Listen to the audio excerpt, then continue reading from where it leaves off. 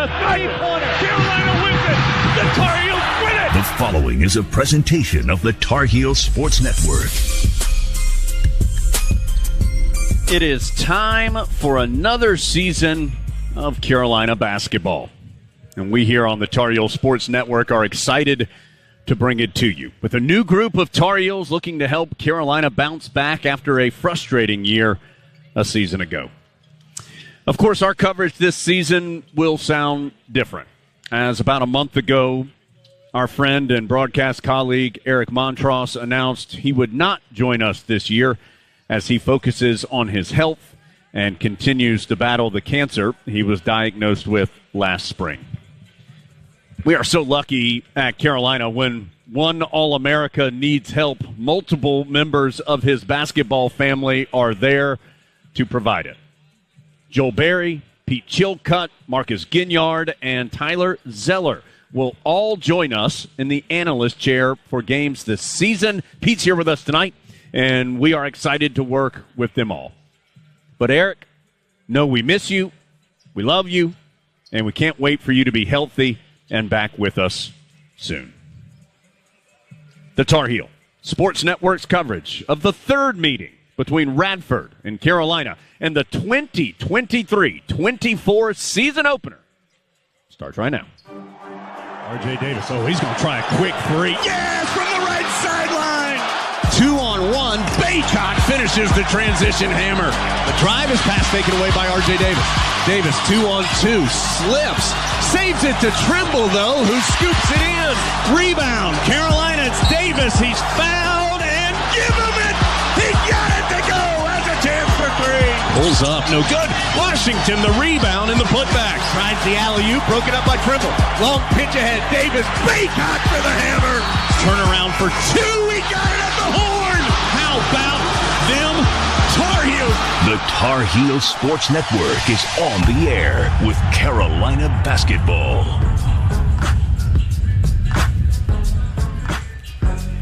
This is Dave Nathan. After an exhibition game that was filled with promise, Hubert Davis's third team opens up the regular season tonight against Radford. Jones Angel will have the call of this evening's contest. Yeah, Dave, with just 4 scholarship players returning from last season's team, Carolina basketball will look like a completely different team this year. Maybe that's a good thing. The Heels look to begin their palate cleanse tonight against Radford. Pete Chilcutt, former All-ACC Tar Heel power forward, a member of 2 ACC championship teams, the 91 Final Four squad, and an NBA world champion with the Houston Rockets. Thanks, Jones. So excited to be here tonight. First game of the season. Got my first game under my belt. You got new players. You got returning players. You got storylines. You got a quality opponent. I'm excited to see what all this hype about the freshmen, is it worth it? I think it is. We'll see tonight. I'm just excited to be here, Jones. We've got all those storylines on the Reed's Jewelers pregame show. Plus, Mac Brown discusses Saturday's win over Campbell, as well as the upcoming game versus Duke. We'll bring you interviews with head coaches Hubert Davis and Darius Nichols. Pete Chilcutt and Adam Lucas answer your questions about the Tar Heels, and we'll check on scores from around the country, too. All of that and more is coming up as we count you down to tip-off between the Tar Heels and Highlanders from the Smith Center in Chapel Hill. This is Carolina basketball from Learfield.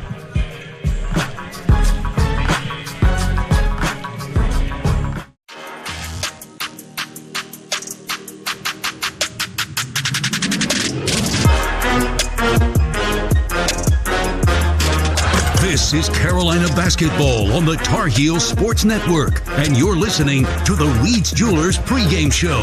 Carolina basketball is brought to you by Hunt Brothers Pizza, the official pizza of Carolina Athletics. This is the Reed's Jewelers pregame show. It's the 114th season of Carolina basketball. Dave Nathan welcoming you into the Smith Center, and we've got an outstanding crew that you have known for a while here. Jones Angel, Pete Chilcutt, they'll be on the call. Adam Lucas will join us a little bit later on in pregame. Ben Alexander and John Essick continue to push all the right buttons, and Jody Zorgner cranking out statistics. So the number 19 Tar Heels opening up a brand new campaign against the Radford Highlanders. And Jones, there have been secret scrimmages and exhibition games, but this is the first opportunity for this group to play in a live setting where the result counts. Yeah, and Pete, honestly, I'll defer to you on this. I mean, is there a big difference in the feel? I mean, Carolina has been. They played that secret scrimmage down in Florida against a good FAU team, had success down there, had their exhibition game. Carolina did what you would expect it to do against St. Augs. Played really well, won the game 117-53. But this one's for real. So from the player perspective, does the feeling change a little bit when you know what's going on the record? You'd like to say every game is the same, but there's no doubt when you throw it up for real for the first time, you are extra pumped. I would expect maybe a little, not the tightness, but just a little bit so much energy in the building and with the players that maybe some of the early shots that maybe are pretty consistent may not fall. There's definitely going to be some nerves or emotion involved, but I also think that we have a pretty well-rounded team with the age and experience. I think we'll be able to settle down pretty quickly. Yeah, it's a good point. I mean, Dave, one thing about this team, this is an old team, even though it is a new group for the Tar Heels. Of course, you've got R.J. Davis in his 4th year, Armando Baycott in his 5th year. Some of these transfers, Cormac Ryan, this is his 5th year of college basketball. Paxton Wojcik, it's his 5th year of college basketball. Jalen Withers, his 4th year of college basketball. Harrison Ingram, a 2-year starter at Stanford. So even though it is a new group, I do think this is an old team, and we'll see if that pays dividends for Carolina as it moves through the year. In total, 7 newcomers on this year's Tar Heel squad, including the 2 freshmen as well. And I suppose for a bench that has been limited over the last couple of seasons, these 7 guys are all going to be vying for some playing time this year. Well, and, Pete, it's not been a secret. I think some of the outside criticism from the last couple seasons is that Carolina has not played its bench very much. I think what we will learn this season is that the Tar Heels have some more options off their bench this year. And I do feel like Carolina has some versatile pieces that they can go to, and they feel like if they go to those pieces that their level of play will not drop. That's not to say, trying to say anything negative about anybody that was here or in those positions in the past. I just think Carolina feels like its depth of talent is greater with the roster reboot that it made after last season. Yeah, I agree. I think we typically have a couple freshmen that are promising but unproven, so you can kind of understand how maybe some of those freshmen might not play right away. But this year is different, as you mentioned. We have some experienced transfers that have proven themselves throughout the country. So there's no denying what some of these guys have done on other teams. That's got to be a great confidence booster, not only for the team, but also for the coaching staff. I don't think there's going to be too much guesswork. Cormac Ryan knocked down a big shot. He's proven it over the years. So that's the kind of thing I'm looking forward to, how Coach Davis puts those players in the right positions throughout the year. And, Dave, even with those 2 freshmen, I mean, you're looking at a guy in Elliot Godot who reclassified but is 19 years old. But this is a guy that's played for the Swedish men's national team. I mean, this isn't going to be a bigger stage than he's played on before. Zayden High has really been impressive in this preseason and using his energy and effort and just constant motion to find ways to be effective. So, Pete, even though I agree with you, I think, and those guys and most freshmen are going to have some stretches during their first year where inevitably they're going to feel like freshmen. But these are guys that feel like they are ready to contribute early in their careers. Absolutely. And, again, I think kids these days coming in do have a little bit it's different, right? Way different than when I came through. When my biggest game was the McDonald's All-American game, and all I was cared about was getting the free cheeseburgers. These days, these kids have played in, like you said, national teams all over Europe, high-level AAU games. And, again, that doesn't mean they're going to come in right away and dominate, but I think they have that confidence that wasn't there before. Just a quick closing thought on the injury report. The Tar Heels were without Jalen Withers and Seth Trimble against St. Augustine's in the exhibition. And also in that game, Cormac Ryan exited late in the first half with an ankle injury. Jones, it looks like going through warm-ups, the Tar Heels should have the full deck of cards. Yeah, all 3 of those guys are going through warm-ups. Seth Trimble has been practicing full here for the last several days. Jalen Withers has worked himself a little more slowly than Seth, but he's worked himself back into the practice rotation as well. So all those guys available today. Is worth mentioning, Dave, that Paxton Wojcik is going to actually have a headband on today as he got clipped from Armando Baycott's elbow in shoot-around and required 10 stitches in his head. That just happened a couple hours ago. So he is available. He's out there shooting right now, but he will be wearing a big headband to cover up those stitches that he took after the errant elbow from Baycott during warm-ups.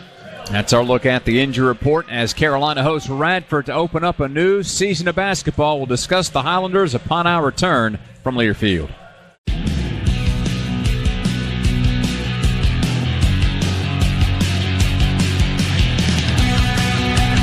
Food Line Feeds has donated over 3.2 million meals to local food banks through the Food Line Score to Give More program. For every free throw made by the Tar Heels this season, Food Line Feeds will donate 100 meals to feed our neighbors in need right here in the Triangle. Thank you.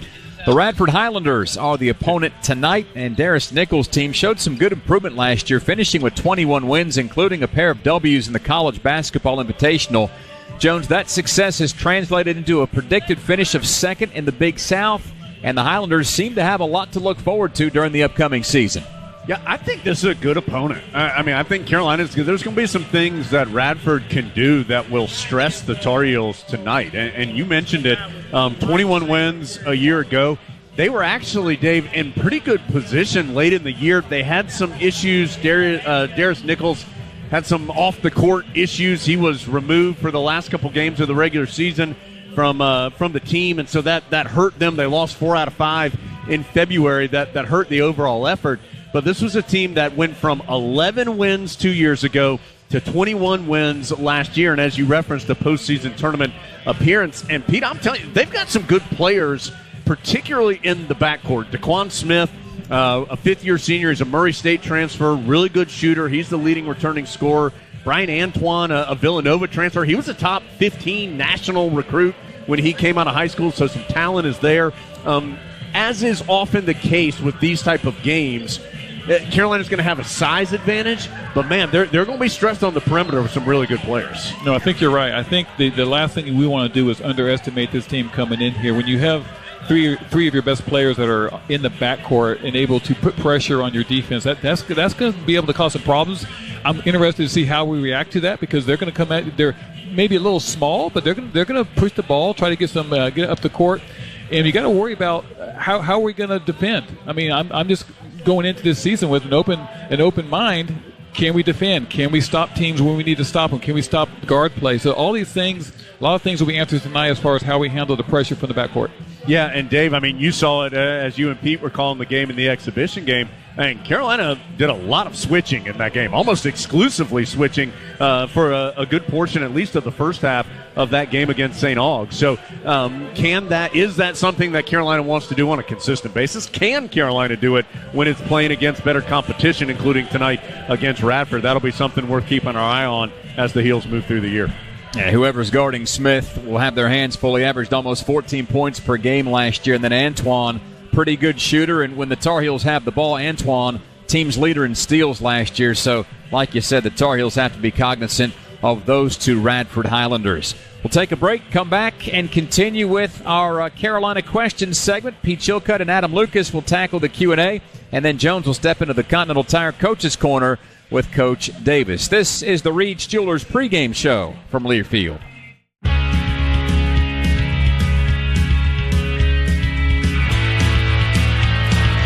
Tonight's pregame show is brought to you by Reed's Jewelers. The official Reed's Jewelers tip-off time is 7:01. Reed's Jewelers, your home for fine Swiss timepieces, beautiful diamonds, and the world's most luxurious jewelry brands.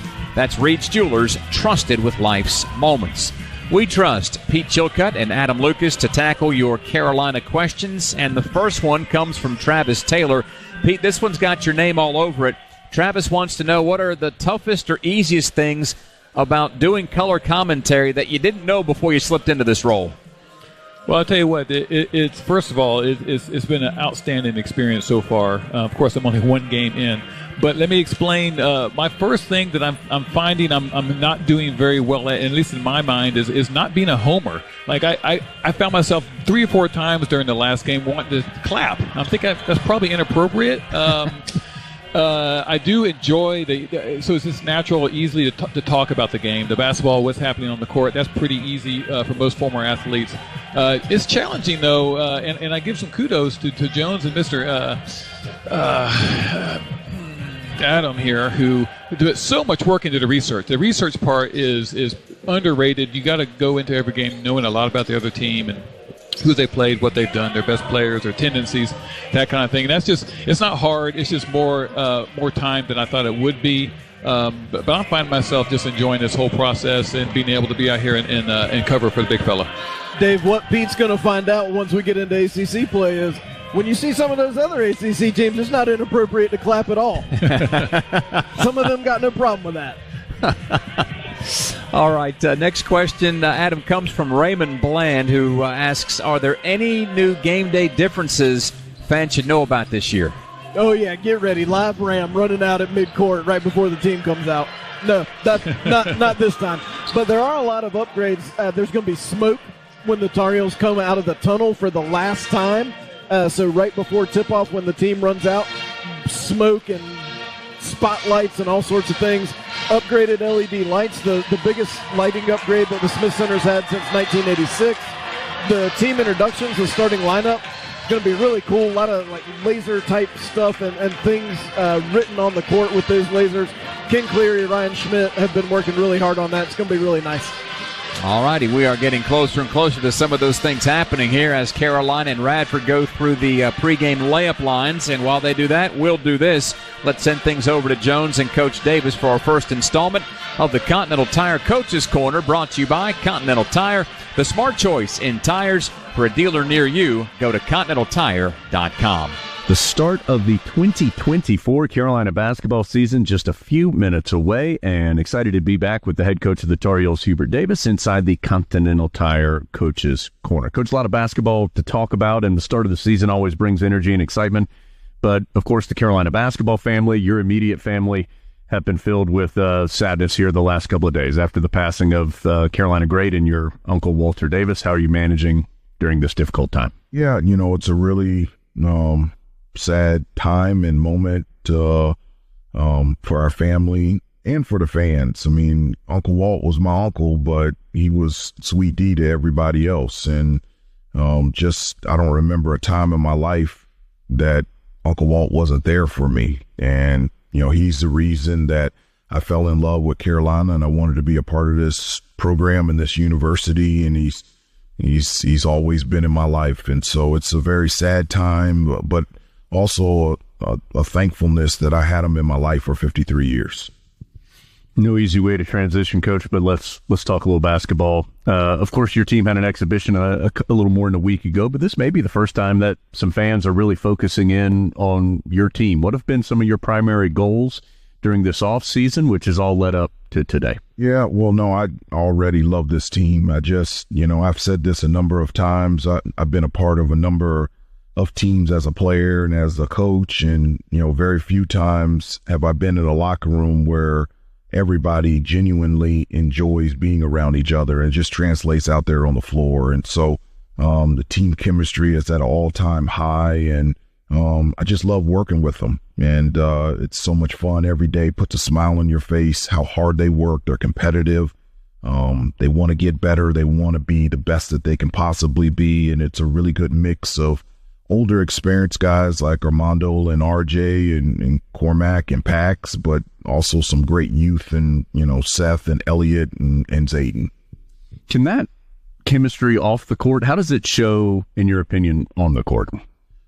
It shows, I'll give you an example, it showed during the exhibition game against St. Aug. I think the greatest, example of team chemistry is, people being able to celebrate other people's success. And so the smiles, the joy, the happiness of the players when one of their teammates made a basket or made a pass, even more so when they made a basket or made a pass, was evident throughout the whole year, but specifically in the exhibition game against St. Augustine. Coach, that final was 117-53. Obviously, you're going to have some inherent advantages over St. Aug's, but what were some of the biggest positives you took out of that? we did things that can translate to whomever we play. I mean, I just from an offensive standpoint, to where that we shared the basketball, the pace in which we played, we pushed the ball in transition. From a defensive standpoint, the versatility that we have to be able to guard a number of different positions with different individuals. And so I thought that was really good. So irregardless of who we're playing, I felt like we did things that can translate throughout the entire season. Tonight, it's the Highlanders from Radford. We'll talk a little bit about tonight's matchup a little later in our pregame show. Aw, shucks. The game's on TV, but I can't listen to the call of my favorite team broadcasters. Never fear, Sync My Game is here. Sync My Game? Yes, Sync My Game. If you have a DVR and streaming device, head to syncmygame.com from Learfield. It's never been easier to hear the impassioned voices of your favorite radio crew synced with the TV. Wow, thank you, Mr. Just remember, syncmygame.com.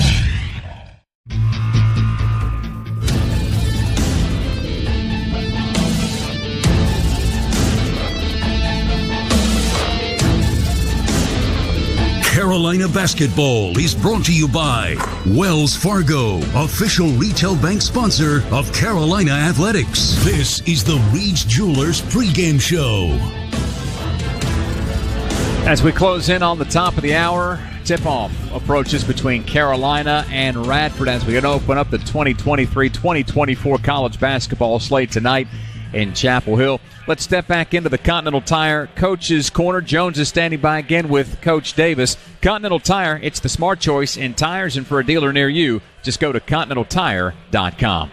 Carolina hosting Radford in the Smith Center tonight, and I'm inside the Continental Tire Coach's Corner alongside the head coach of the Tar Heels, Hubert Davis. And Coach, coming off 21 wins a season ago, Radford comes to Chapel Hill tonight. It's a good basketball team. They've got some experience. They've got some good players in the backcourt. What have been the top points of emphasis for your squad leading into tonight? Well, you know, you said it before. I mean, they won 21 games last year and returning a number of those players. And so they enjoyed success last year. And they have really good guard play, guys that, you know, have the ability to shoot the ball from three. They've got a number of guys that last year shot, 40% or over from 3-point range. And they also have quickness and ability to attack the basket to create those rotations so they can set up their three. And so, it'll be a test for us defensively to be able to contain and guard the dribble drive, but also be there on the catch and not allow open 3-point looks. Daquan Smith and Brian Antoine, two of those really high-quality players in the backcourt for Radford. Coach, as is often the case in these early season games, figures your team to have a distinct advantage in the paint. How can you best use that advantage tonight? Keep attacking the paint.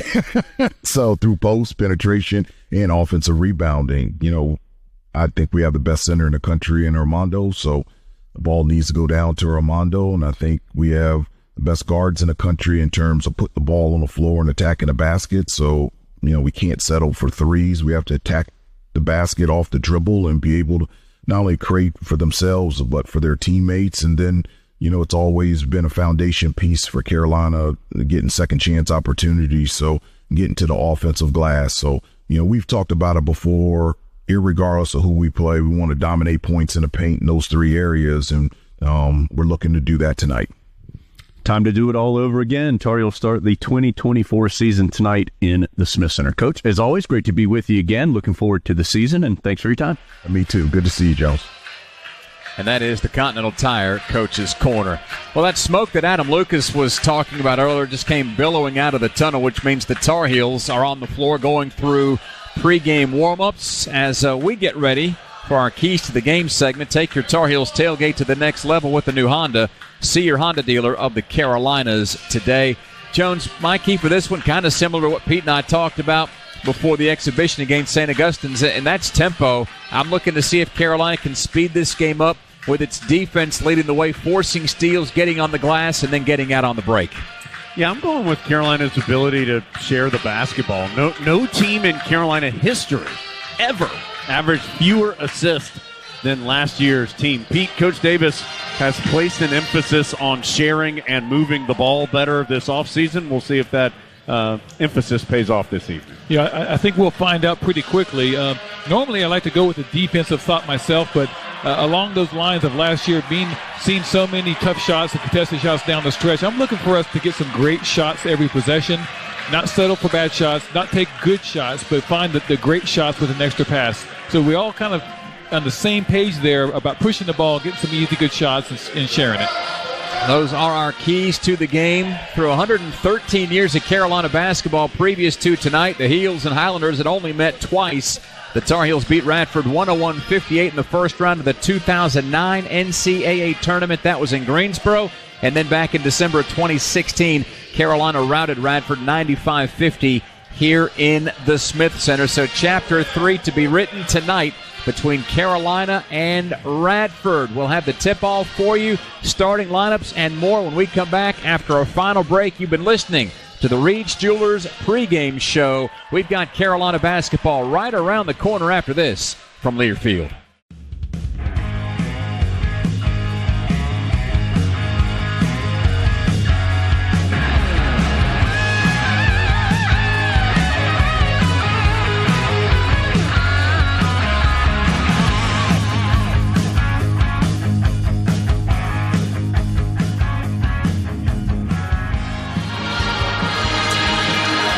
Final few strands of the national anthem playing here in Chapel Hill as we get ready for the season opener of the 114th season of Carolina basketball. Jones Angel and Pete Chilcutt here with you courtside in Chapel Hill. We're joined by Dave Nathan. You've heard from Adam Lucas. Jody Zoidner is our statistician. Ben Alexander, our chief network engineer. John Essick back in our Tar Heel Sports Network studio. Man, we're excited that Carolina basketball is back and appreciate you joining us tonight. Let's get to the Duncan Uniform Report, brought to you by Duncan. It's time to get back to buzzer beaters, blocks, bounce passes, and most of all, Duncan. Welcome back, Tar Heel fans. America runs on Duncan, and Radford going with the all-red road uniforms today.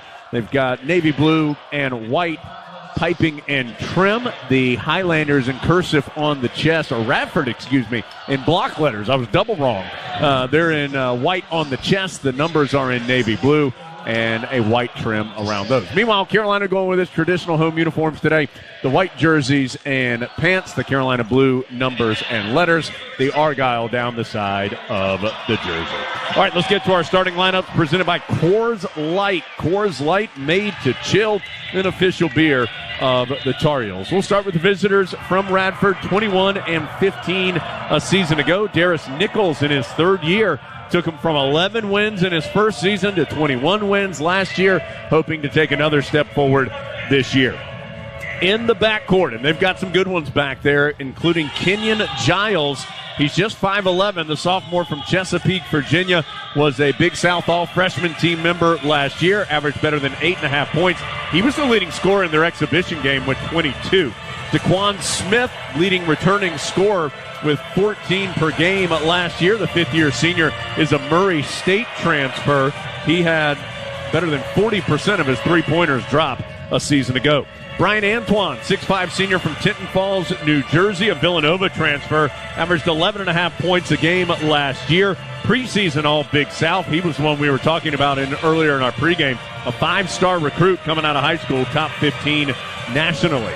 Up front, Justin Archer, the 6'7" junior from North Brunswick, New Jersey, leading rebounder for Radford a year ago at 7 per game. He also made better than 63% of his shots. And finally, Chandler Turner, a 6'7" graduate transfer from Bowling Green. He averaged 8.8 points and better than 5 rebounds last year in the MAC, and had a good exhibition game as well. 21 points, 7 rebounds in Radford's win over Roanoke. So those are the starters for the Highlanders. Now for the Tar Heels, of course, coming off what would not be a bad season for many, but a disappointing season for them a year ago. 20-13 overall.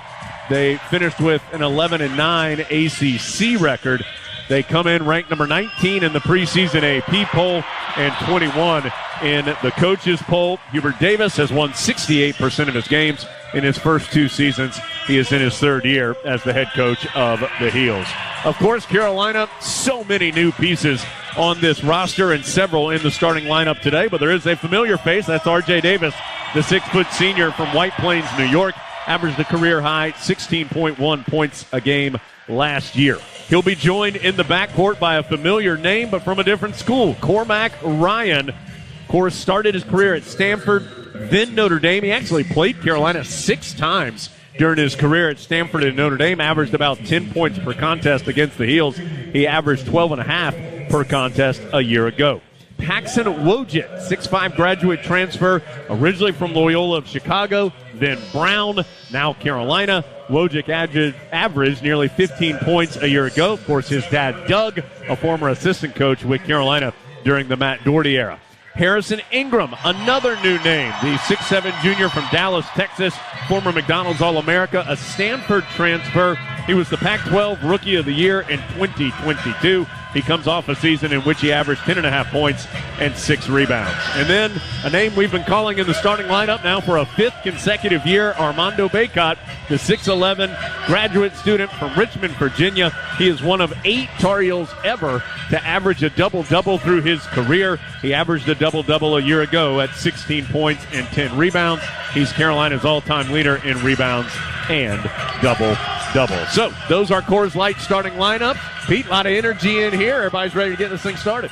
Yep, a little bit some late arriving fans, but I think everyone's pumped up, standing up, ready to get this thing started. The 3 officials tonight will be Roger Ayers, Jamel Spearman, and Kellen Milner.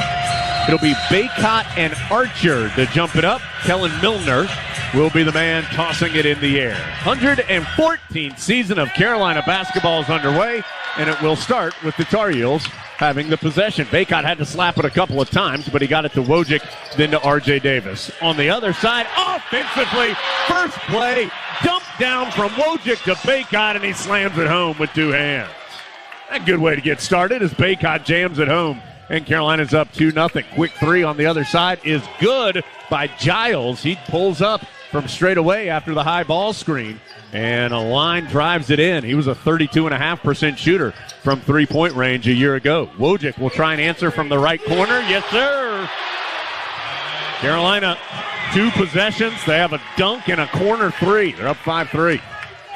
Good start for Carolina offensively, getting 2 good looks. 2 assists already. Yeah, remember, Carolina averaged just 12 per game a season ago.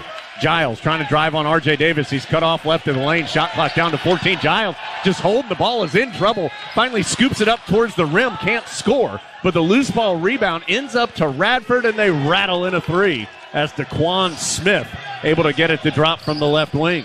So Carolina down 6-5. Radford's hit a 3 on each of its first 2 possessions. Davis on the drive, kicks it to Ingram. His left wing triple. Sure, why not? Good ball movement right there. Kick out, beautiful shot.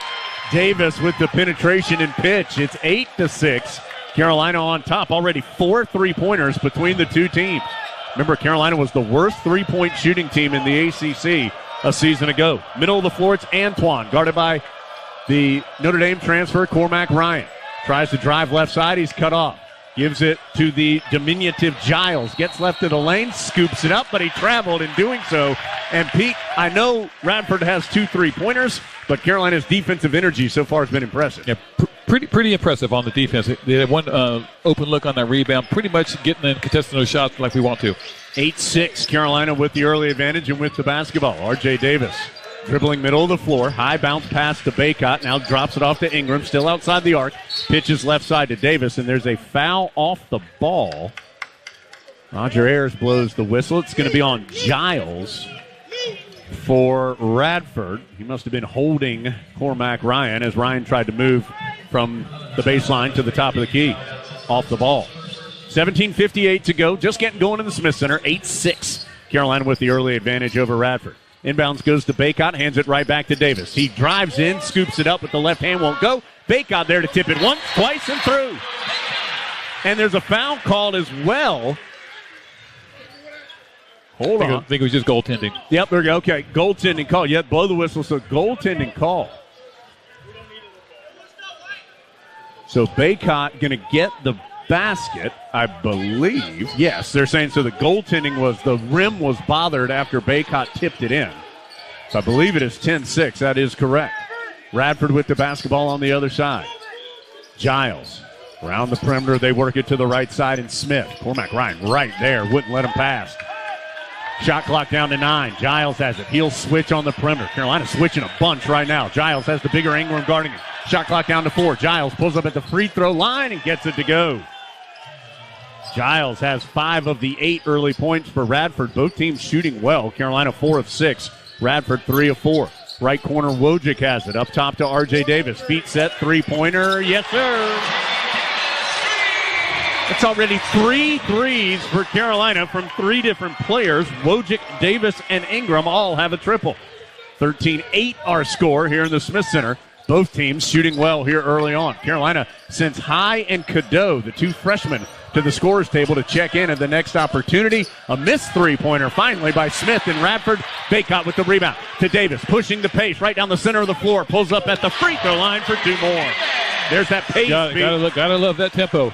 He ran right down the center of the court and elevated for 2. 15-8. Carolina by 7. Smith on the perimeter for Radford. Trying to find a teammate. Hands off to Antoine. Looking for Giles. He's been a problem early. He's a good scorer. Trying to back in against R.J. Davis. Turns around and hits another jumper and then tells R.J. he's too small. And that's something coming from the 5'11 Giles. They're playing with confidence right now. You got to like how they're coming into this game. Giles, 3 of 4, 7 points to lead the Radford scoring here early. It's 15-10. Ingram, top of the key, goes over to Cormac Ryan. Quickly down low to Baycott. Really deep right side. Trying to muscle through the defense. Loses the ball. Gets it back. Scores and he's fouled. Nothing that Archer could do. Foul on Archer, his first. Second on Radford, and Baycott will have a chance for 3. Love his activity inside. You got to take advantage of that height advantage. Those guys are very competitive, but just undersized. 17-10 our score. Baycott has 6 of Carolina's 17 points. He'll try for the free throw when we come back. Both teams shooting well. Heels are 7 of 9. Radford 4 of 6 from the floor. 15:58 to go first half. Heels up 7 from Learfield.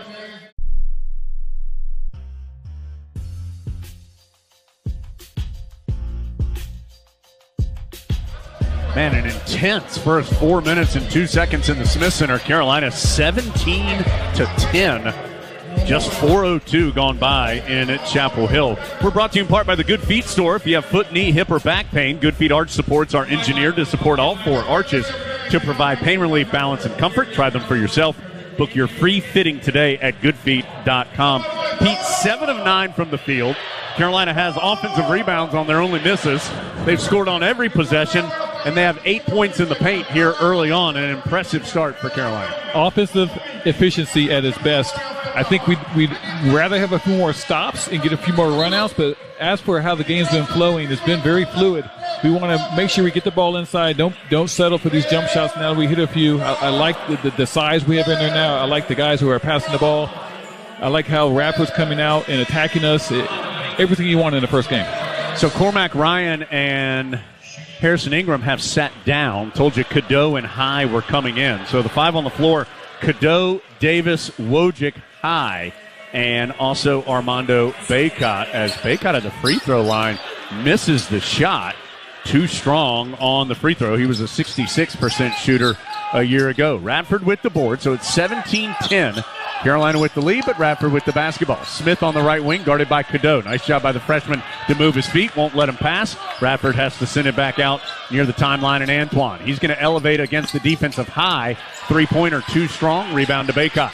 Here comes Carolina the other way. Cadeau up the left side of the court. Dribbles all the way into the corner, pitches it up to Wojcik. Heels work it around the perimeter. It's back to Cadeau straight away. Thought about the 3, doesn't take it. Drives in, kicks it out to R.J. Davis. Heels reset, over to Wojcik. He'll drive left side. Tried to lob it up for Baycott, too strong, and the Tar Heels turn it over. Here comes Radford the other direction. Smith kicks it out to a trailing Giles. He's been hot. He's got Baycott guarding him as everybody just tried to catch up in transition. See how Baycott does against the smaller Giles. Giles, hesitation, step back over Baycott. Short, rebound though, caroms to Radford. They pitch it down low, and, well, hold on. They couldn't get the putback to go. And then Archer came flying in, grabbed the rim, and held on. And it's going to be an offensive interference. No basket. Ball belongs to Carolina. Yeah, Radford's coming out here. They're really playing hard. attacking the basket, good shots, good attempts there. Carolina needs to shore up their help defense a little bit. Radford's athletic this is a pretty athletic team. There's going to be an offensive foul on Baycott for setting an illegal screen up high. That's the first foul on Carolina. And, of course, first on Baycott. It will prompt some subs. Davis, Baycott, and Wojcik all go out. Ingram, Ryan, and Jalen Washington enter. So Carolina has Cadeau, Ryan, Ingram, High, and Jalen Washington as the 5 on the floor right now. With the basketball is Radford. Tar Heels leading 17-10, 14:37 to go in the first half. Antoine over to Giles. And Ingram's going to get called for a hand check foul as Jamel Spearman thought that Ingram had got too handsy defensively on the perimeter. Inbounds goes to Truth Harris, a junior transfer from Indian Hills Community College. He passed it to the right side, got it right back between the circles. Now sends it over to the left to Antoine, right back to Harris. Shot clock down to 6. Giles has it now against Cadeau. Deep on the right wing. Giles trying to get space. Has to just fling up a guarded 3. No good. Rebound, Jalen Washington. Gives it to Cadeau. Tough bounce pass in traffic to High, who is tripped up, but just deemed that he just lost his balance and lost the ball over the baseline. So a couple of turnovers here for Carolina in recent possessions. We'll give it back to the Highlanders. Yep, a lot of new players on the floor to be expected. Carolina 3 turnovers in the last minute 50. Still leading it by a score of 17-10. Neither team has scored since they had the first media timeout. Truth Harris trying to change that and does as he drives hard right of the lane and lays it in. So 17-12. Carolina haven't scored in more than 2 minutes. We'll try to get on the board here with a 5-point lead. Zayden High over to Cormac Ryan. Quick trigger triple. Nothing but net from the right sideline. So Ryan joins the party. His first basket as a Tar Heel and the 4th three-pointer that Carolina's made. It's 20-12. Heels by 8. Giles on the right sideline in the front court for Radford. Gives it to DeAndre Pierce, a big man who's in the ball game for the Highlanders. He'll hand off to Antoine, hounded by Cormac Ryan. Tries a tough floater. Boy, he just rifled it off the backboard and in. Tough shot there is Cadeau. Long pitch ahead. Too long for Ingram. Ingram sacrifices the body, wipes out some fans in the baseline area, and they're going to have to go get everybody untangled. It's another turnover, although a turnover of aggression, as the Heels do have another miscue. Young lady got wiped out there in the baseline seats. Some ushers are checking on her. I think she's okay. Couple turnovers. I still like the pressure we're putting them on, trying to change the ends of the floor pretty quickly. I like that. Carolina, that is turnover number 4 for the Tar Heels. All of them have come in the last 3 minutes. 20-14, Heels up 6. Radford weaving around the defense is Trenton Walters, who just checked in, to Smith and able to get to the rim and lay it in. Daquan Smith has 5. Radford continues to shoot at a high clip. They're 7 of 12 from the field. That's 58%. Tar Heels 8 of 10 as the pass is down low to Jalen Washington, and a foul is called. High was trying to throw it in from up high to Washington, and the foul's called on DeAndre Pierce, his first. Yep, trying to get the ball inside there. I still think we should take advantage of Jalen down there. He has some definite skills on the post. Pierce is pretty long, too. 6'10", 200-pound senior. Both those guys with some long wingspans. Inbounds goes to Ingram. He's trying to back in. Double team comes. Ingram just forces up the hook shot, misses it too strong. Daquan Smith with the rebound. Radford trying to push the pace. This has been an up-and-down ball game. 20-16.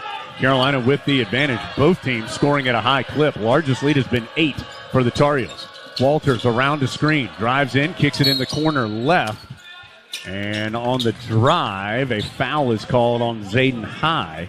Chandler Turner was the man driving baseline left. And High picks up the personal. His first, number 3 on Carolina. And Baycott is going to replace Jalen Washington. Multiple subs for Radford as well. Radford had 10 players who regularly played 8+ minutes per game last year. So they are not afraid to cycle guys in and out. And currently trailing Carolina by 4. But stressing the Tar Heels with their athleticism, depth, and ability to get to the basket. Antoine will pull up for a guarded long 2, and he swished it Baycott had switched on him and was in his face, but Antoine able to get it in. Ingram's entry pass is tipped and taken away. Another turnover by Carolina. Antoine will pull up to give Radford the lead. No good from three in transition. Cormac Ryan with the rebound. 20-18. Radford on a 6-0 run. Tar Heels lead by 2. Carolina works it around. Down low it goes to Baycott. He is getting hounded down there by Pierce. Can't finish on the layup right side. Rebound to Radford. Sprinting the other way is Walters. 5'9" freshman from Frisco, Texas. Jitterbugging his way into the paint. Boy, he's just constant movement as he dribbles from right to left through the lane and now circles back out to the center jump circle. 11:19 to go first half. 20-18. Carolina by 2, but Radford on a 6-0 run. Tough shot by Smith. No good on the runner. Rebound cleaned up by Baycott.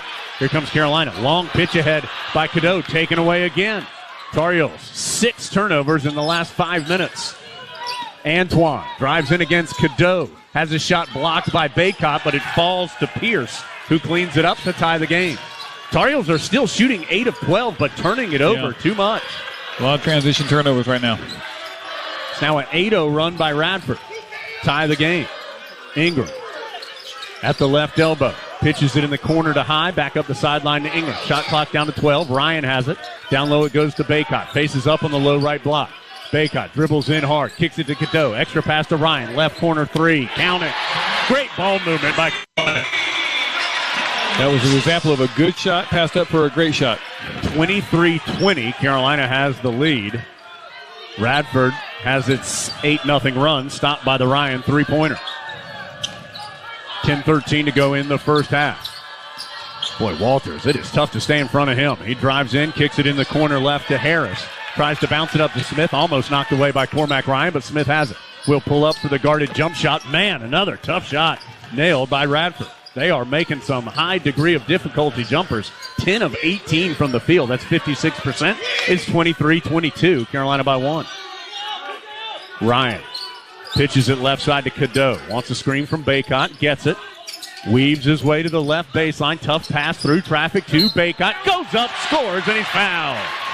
Boy, tough pass by Cadeau. Great catch by Baycott, and he finished in traffic, even though Truth Harris fouled him in the process. Foul on Harris, his first, 4th on Radford, and Baycott will have a chance for the three-point play when we return. But Radford has gotten back in the ball game, had an 8-0 run at 1 point to erase the 8-point lead for Carolina. It's currently a 3-point Carolina advantage, 25-22, 9:39 to play in the first half. Baycott at the line for the three-point play when we return from Learfield.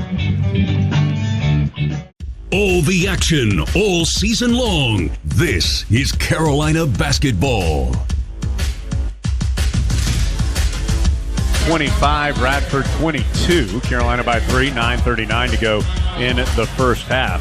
For more than 25 years, Top of the Hill Restaurant and Brewery has been a pre- and post-game tradition in Chapel Hill. Handcrafted beer, great food and atmosphere where Tar Heels come to celebrate. So, Pete, Carolina scored on its first 7 possessions, but then just one of its next 9. And that's because of the turnovers. There were 6 turnovers in there. Radford turned that into 8 points. Yeah, we're not missing shots. We're still shooting 71%. I think as a new team that's trying to push it more than we did last year, I think we're making some questionable decisions on pushing that ball up the court and making some passes into traffic. I like the idea, and I think we're going to clean that up as we get through this game, but it has been a little bit basically responsible for keeping this game pretty close.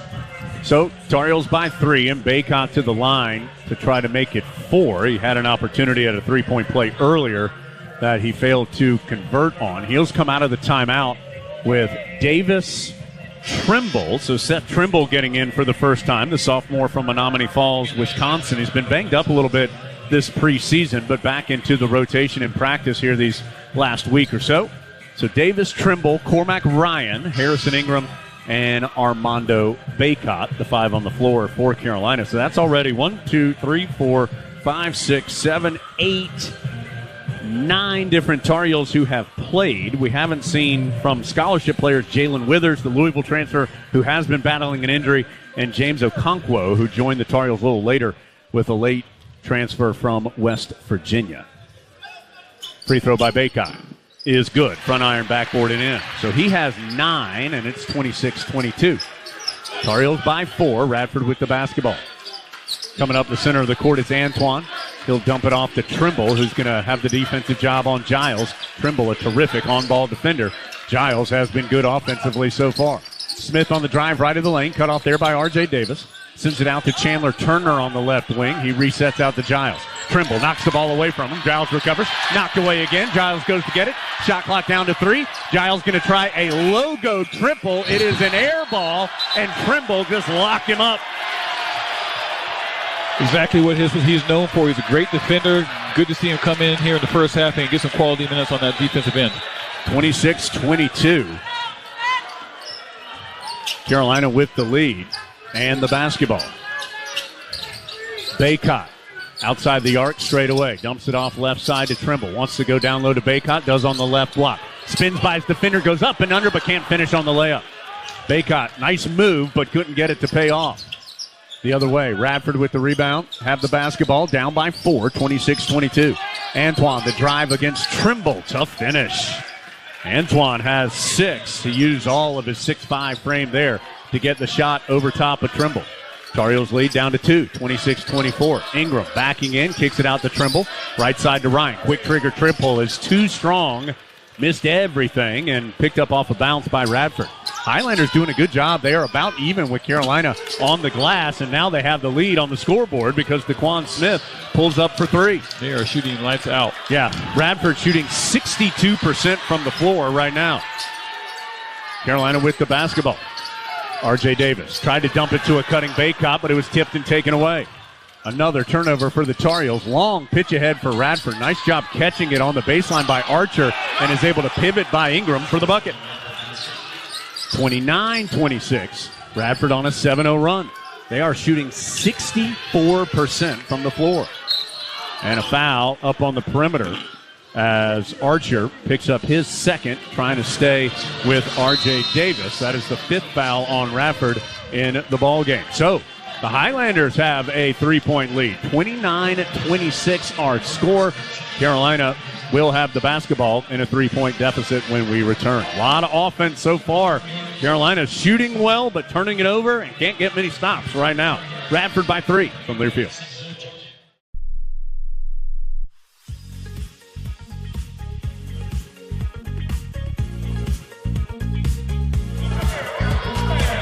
There have only been 14 total rebounds in this game because both teams are shooting above 60%. Carolina 62.5%, 10 of 16. Radford is 62%, 13 of 21. And the Tar Heels also have 7 turnovers in there. And those turnovers, a big reason why Radford has the lead, 29-26 with 7:43 to go in the first half. Carolina will have the basketball when action resumes. After the game, we'll have our Best in the Game feature. That's our player of the game, brought to you by Old Dominion Freight Line. Old Dominion Freight Line works hard to be the best in the game and is proud to support those striving to be the best in theirs. Jones Angel alongside Pete Chilcutt tonight in the Smith Center. Pete, almost, a little more than 12 minutes gone by. What have you seen so far that has piqued your interest? Well, I loved our start. I love both teams' start. I think Radford came in here not feeling intimidated, kind of ready to take it at us, and they've been able to maintain that aggressive attitude. I think they're causing problems because they're pretty good one-on-one getting into shooting positions, and they're either making a good decision or making a tough shot. I think we're doing fairly a good job of contesting, but I've been impressed with their poise on the offensive end. I don't think we've taken advantage enough of our size advantage. We have too many turnovers. We're trying to get the ball inside sometimes and forcing it. Withers has come in, so he'll be the 10th different Tar Heel to play tonight. Paxton Wojcik is back too, so it's Davis, Trimble, Wojcik, Withers, and Baycott, the 5 on the floor for Carolina. Baycott already has 9 points and 5 rebounds, both team highs for Carolina. As R.J. Davis gets right to the cup, misses the layup, but there's Baycott for the offensive rebound and putback. Baycott now in double figures for the 99th time in his Carolina career, with 11 of Carolina's 28 points. It's 29-28. Radford by 1 and with the basketball. Antoine, who has 6, has it on the left wing. Middle of the floor, passes to Smith. Smith drives left, right down the center of the lane, and gets the layup to go. The officials blowing the play dead.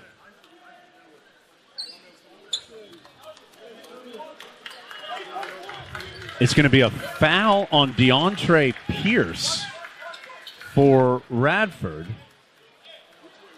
So Pierce picks up his second foul, and that's the 6th on Radford. I believe the basket is going to count. Yep. So it was on the rebound that the foul occurred. So it's 31-28.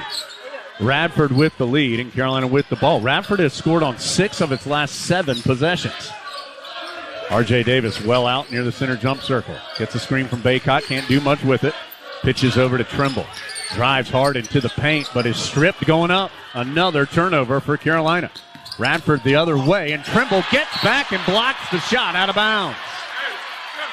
Good recovery by Trimble. Got way up and swatted the shot out.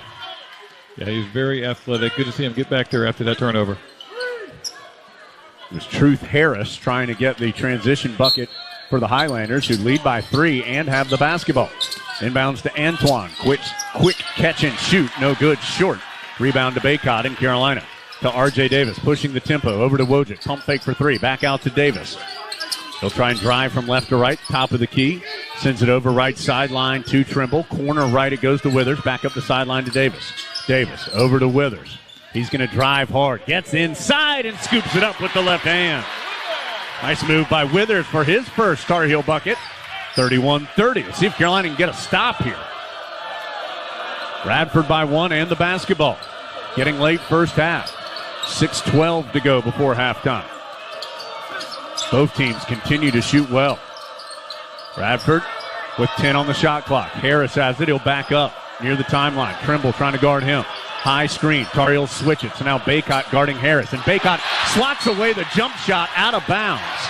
Still 2 seconds on the shot clock for Radford. Outstanding defense by there. He gave up about a foot in height. Was able to contest that shot very well. Knocked it into the left sideline. So 2.1 on the shot clock for Radford. 31-30 the score. Radford with the 1-point lead. Carolina's led by as many as 8. But the turnovers have allowed Radford back in it. Carolina has 8 turnovers so far. Radford still trying to get it in. They do, and just a quick spin and fling by Smith is well short. It'll be another shot clock violation. Tar Heels have it with 5:52 to go. Jalen Washington checked in for Baycott. So it's Davis, Trimble, Wojcik, Withers, Washington right now. Davis gets a screen from Jalen Washington. Drives to the cup, but has a shot blocked from behind by DeAndre Pierce. Here comes Radford the other way. Leave it for Turner, and Turner runs into Withers, and a blocking foul called on the Louisville transfer. His first. 4th on Carolina. And with 5:34 to go in the first half, Radford will inbound. Another sub as Walters, the 5'9 rookie from Frisco, Texas, going to replace DeAndre Pierce. So that's a 5'9 player in, a 6'10 player out. Pierce does have 2 fouls, as does Justin Archer, the 2 main big guys for Radford. Yeah, well, there's a very small lineup on the court for him right now. Inbounds goes to Walters. Guarded by R.J. Davis. Picks up his dribble, bounces to Turner from straight away. Back over to Walters. Drives to the right elbow, cut off by Davis, has to back up. Shot clock down to 11 as the pass is tipped by Withers. Eventually stolen by Withers. Poked it up in the air and came down with it. Here comes Carolina the other way. Davis to a trailing Trimble. Tough pass down low to Washington. Recovers and is fouled as he goes up. But that was a good catch by Washington on a tough pass. Fouls on Chandler Turner, his first. 7th on Radford, so Carolina will be in the bonus the rest of the way. But this will be a 2-shot opportunity for Washington as he was fouled shooting the basketball. Yeah, I like how they're trying to get the ball inside. You can tell they've been coached up to get the ball down the court, look for an easy shot, but if not, get the ball inside. Washington 2 shots here. He becomes the first Tar Heel other than Baycott to take a free throw. Baycott 1 of 2, and Washington knocks in the first. He was 11 of 17 last year. It's about 65% from the stripe. Sophomore from Gary, Indiana, has tied the game at 31. 5:10 to go in the first half. Second one by Washington is good as well. Both of them right in the heart. Tar Heels take the lead back in what has been an offensive first half for both teams. Heels shooting 60%, Radford 54%. Truth Harris. Carolina switching all the screens up top. Harris pitches over to Giles, deep on the left side. Trimble guarding him. Now it's Withers on a switch. Giles can't get by Withers. Nice job by the bigger player moving his feet. Shot clock down to 6. Truth Harris has it. Harris weaving his way in, runs over Trimble, and a block is called on Trimble by Roger Ayers. That's his first. 5th foul on Carolina, but it will result in free throws for Truth Harris. I'm not sure about that call. He looked pretty set on the screen up there. Good help defense for sure. Harris, the transfer from Indian Hills Community College, 4 for 5 at the stripe in the exhibition game for Radford, and he makes the first to tie it back up at 32.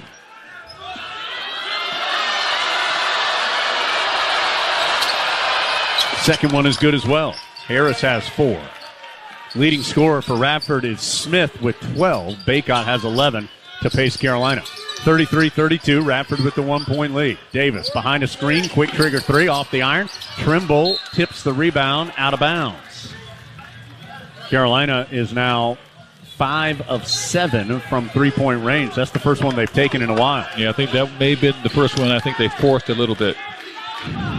4:25 to go first half. Radford with the basketball in a 1-point lead. Antoine, the hard drive, throws it up wildly, and a foul called on Withers. As the hard drive from the right corner by Antoine is going to result in a couple free throws. Foul on Withers, his second. And 6 now on Carolina. Withers, the only Tar Heel who has more than 1. Antoine, an excellent free throw shooter a year ago, almost 91%. Is going to go to the line for 2 shots, and looks like a 91% shooter as he knocks it in. Tell you what, we're almost through this first half. I'm really impressed with their poise and their. You can tell they're well coached. They know what they want to do tonight, and they're doing a pretty good job putting the pressure on the Tar Heels. This is an athletic team. I said that earlier, but this is a team that's got some good individual skill, athleticism, and shot making, and they lead it by 2, 34-32. Antoine tried to make it a 3-point lead, and he does, so he has 8. And it's a 3-point advantage for Radford. 35-32. Carolina front court, Washington over to Trimble. Couple of sophomores for the Heels. Trimble to the middle of the floor, now pitches it right sideline to R.J. Davis. Gets the screen from Washington, quickly to Withers. Back up top, middle of the floor, it goes to Davis. Carolina going to bring in multiple subs. Nice drive and dish by Davis. Easy handoff to Washington for the flush. Yeah, that was a beautiful play. Beautiful play. Nice penetration. 35-34. Carolina within 1. When the Tar Heels are getting shots, they're normally high quality and going in. It's been the turnovers and the inability to get stops, but they'll get one here on an offensive foul, a moving screen by DeAndre Pierce, and that is 3 on the big man for Radford. Pierce picks up his third with 3:40 to go in the first half. So Carolina going to have the basketball down 1, though. Late half number 1, 35-34. Blue Cross and Blue Shield of North Carolina's official health insurance partner of Carolina Athletics, believes an inclusive community is a healthy community. They are here for Tar Heels, here for all. Tar Heels down 1 late first half from Learfield.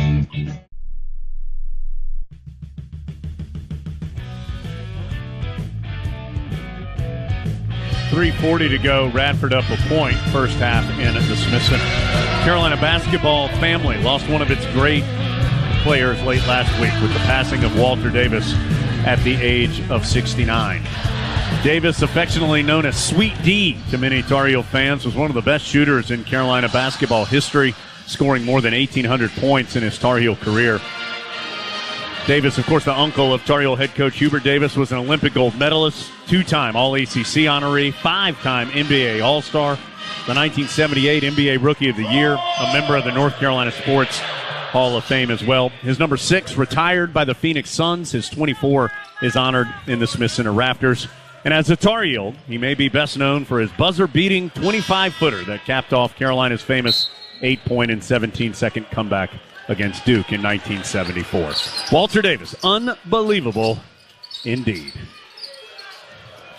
Carolina with the basketball on the other side. Ingram misses the driving layup. Rebound loose on the deck, and it's going to be thrown out of bounds off Ingram. And it will belong to Radford. Well, Ingram did everything right there, got right to the lip of the cup, but his layup just rattled out. Yeah, good shot. Nice aggressive take. Looking for Radford here. How can they finish this half? They've hit an impressive start. Can they finish it out strong? Yeah, they've played well. They've matched Carolina. Already 7 lead changes in this game as Truth Harris on the drive. Carolina got confused defensively, and Harris got an easy layup there. He has 6. So much of Radford's offense has been the high drive, as there's a foul in the paint. It's going to be called on Radford's Turner, his second, 9th on the Highlanders. So Baycott's going to go to the line for a 1-and-1. So much, Pete, of Radford's offense has been just high driving to the basket. Yeah, again, good drivers, good athletes. They're giving up several inches, so they got to be able to attack the basket. I think we're doing a pretty good job. They're hitting some contested shots, a couple breakdowns here and there. I think we'll clean that up for sure going from here on. Baycott rattles in the first free throw, so he'll get the backside of the bonus. Some foul issues creeping in for Radford. Pierce has 3, Turner with 2. Archer just checked back in with 2. For Carolina, Withers has 2. Nobody else with more than 1. Cadeau, Davis, Ryan, Ingram, and Baycott, the 5 on the floor for Carolina, as Baycott makes both free throws. And it's 37-36, Radford by a point. Tar Heels showing some pressure in the backcourt. Radford eventually gets it into Kyle Burns, who is in. 6'2", redshirt freshman. It's Antoine with it out in the center jump circle. Tar Heels switch, so Baycott guarding him. Antoine gets to the rim and has his shot stuffed by Ingram out of bounds. Ingram had 3 blocks in the exhibition game. Did a nice job there, sending that one back. 16 on the shot clock, 2:51 on the first half game clock. Radford by a point, 37-36. Both teams have really been good offensively in this ball game. Giles gets the inbounds, guarded by Cadeau. Backing in, his fall away in the middle of the paint is good. Radford continues to shoot at an impressive clip, 55%. R.J. Davis with it for Carolina. Drives to the rim, and the left-handed layup is good. Davis wheeling around from right to left, drove left of the lane, used the left hand, and it's 39-38. Back to a 1-point game. Again, a high switch for Carolina. Radford pitches it over on the right side. Getting deep is Burns. Kicks it in the left corner. A dribble drive and a pass for the easy layup. Smith dropped it off for Archer for the bucket. Carolina just can't get a stop. Yeah, that looked awful easy from what they just drove. Easy pass. It's a 3-point game, 41-38. Baycott in the post. Long pass to an open Ingram in the left corner for 3. No good. Too strong. Rebound to the Highlanders. Giles to a trailing Antoine. Extra pass for an open corner 3. It spins out. Baycott battling for the board. Outfights Archer. Drops it off to Cadeau. No look pass in the right corner to Cormac Ryan. Up the sideline to Davis. Now to Cadeau. His 3 won't go. And there's a foul on Radford on the rebound. I believe Carolina will be heading to the line for 2 shots. The foul is on Burns, his first. That is the 10th foul on Radford. So we'll see who's going to the line for Carolina.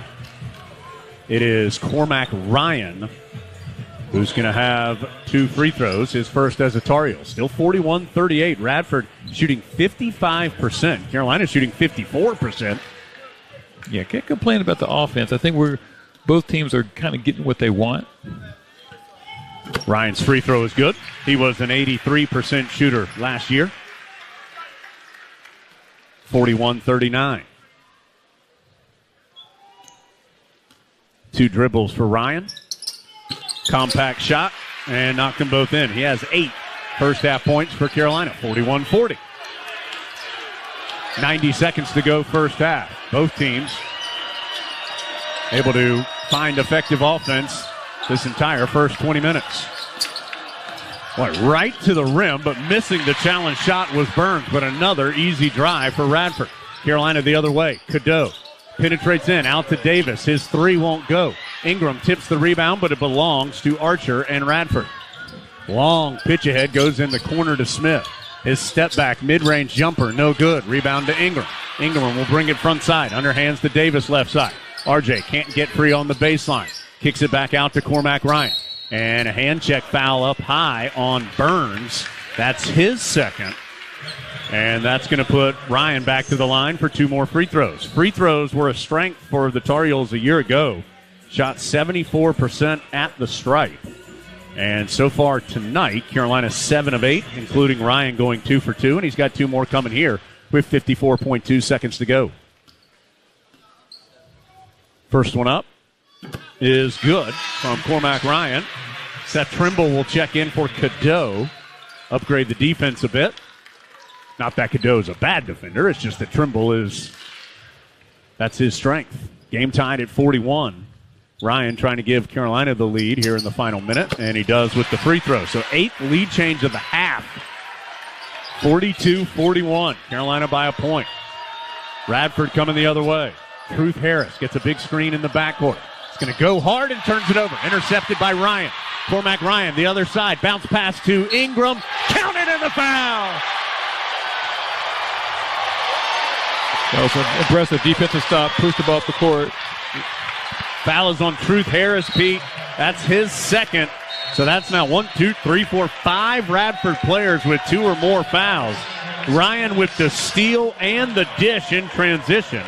Ingram will have a chance for 3. A timeout taken by Radford, with Carolina getting some momentum, leading 44-41 with 40 seconds to go in the first half. Dave will take you through the Wells Fargo halftime report coming up after these 40 seconds tick off. Brought to you by Wells Fargo, official sponsor of Carolina Athletics. Big spark here by Cormac Ryan. He's gotten to the line a couple of times, had the steal and the nice pass in transition there. Notre Dame transfer giving Carolina a boost. He really is. I think what you've seen in the first half on the positive side, you've seen a lot of guys on the court for Carolina. You've seen a lot of different players contributing. You know, he's a proven scorer with the shooting, but he's been able to take it to the basket a few times. He's got some size on the defensive end. It's been impressive, not only himself, but all the other players coming in. I think we've seen some good flashes from pretty much everyone that's been on the floor. Yeah, 7 different Tar Heels have scored. 10 different Tar Heels have played here in the first half. Baycott, 13 points and 9 rebounds. Ryan has 10 points, a rebound, and an assist. Leading scorer for Radford is Daquan Smith with 12. So Ingram to the line to try to complete the 3-point play. Short on the free throw. And rebound to Radford. So it will remain 44-41. Highlanders, quick 3-pointer in transition. No good. Long rebound tipped by Ryan into the hands of R.J. Davis. And Carolina's going to take the use it or lose it timeout here at the end of the first half, as they'll want to set up their possession with the shot clock is still on at 27.6 on the game clock. So about a second and a half difference there for Carolina to try to set up what it wants here on the final possession. Heels on a 6-0 run. Radford has cooled off just a bit. They've missed their last 4, but still shooting 50% here in the first half. Yeah, I think overall, I think we're going to trend to see them probably miss some of these contested shots. I just like to see us, Carolina, control the ball, protect the ball a little bit better in the second half, finish out strong here in the first half, keep that momentum over halftime. So Carolina, see who comes out. I think Paxton Wojcik was going to check in for Trimble. We'll see what 5 they send on the floor here for what is likely the last possession of the first half. Carolina 44, Radford 41. Tar Heels have led by as many as 8. Radford, though, on the strength of some Tar Heel turnovers and some hot shooting, able to lead by as many as 3. But Carolina now with the advantage and the ball. They'll come out with R.J. Davis, Cormac Ryan, Paxton Wojcik, Harrison Ingram, and Armando Baycott. I believe it's going to be Ingram to trigger the inbound near the Radford bench. Nope, it's going to be Wojcik to do it, wearing that headband due to an errant elbow from Armando Baycott that he caught in shoot-around. Prompted some stitches. Inbound goes into the backcourt where R.J. Davis chases it down. He'll walk it front side and stop in the center jump circle. Again, about a second and a half difference, shot clock to game clock here, so Carolina, in theory, can hold for a quality shot. And the final shot of the half, leading 44-41. Down to 10 seconds on the game clock. Davis, couple of dribbles between the legs, drives on the right and gets right to the rim for 2. Radford having trouble getting it in. They will heave a half-court attempt by Truth Harris. Off the rim, no good, but it was on line. R.J. Davis taking it right to the cup for the layup. Gives Carolina the 5-point lead at halftime. 46-41. Tar Heels close the half on an 8-0 run. Dave will take you through the Wells Fargo halftime report when we return. Both teams shoot 50% or better in the first half. Tar Heels lead it by 5 at the break from Learfield.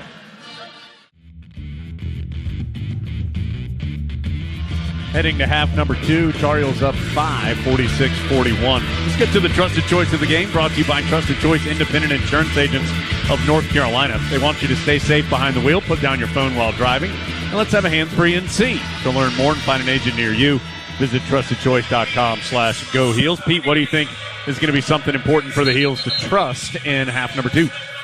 Well, it'd be easy to pick defense, but I think we've actually done a pretty good job. They've hit some tough shots. They're a talented team on the offensive end. So I'm going to go ahead and say that we need to pick up and control, clean up those turnovers in the open court. I think, as we mentioned earlier, we're pushing the ball. We're trying to create some opportunities, but I think some of those were a little bit iffy on the decision. So clean those up, and I think we'll be in good shape. Yeah, where they were turnovers of aggression. They weren't necessarily all clean, but they weren't just lazy turnovers. Carolina, for the most part, when they did turn it over, trying to make something happen with a pass or an entry, something to try to get a good look.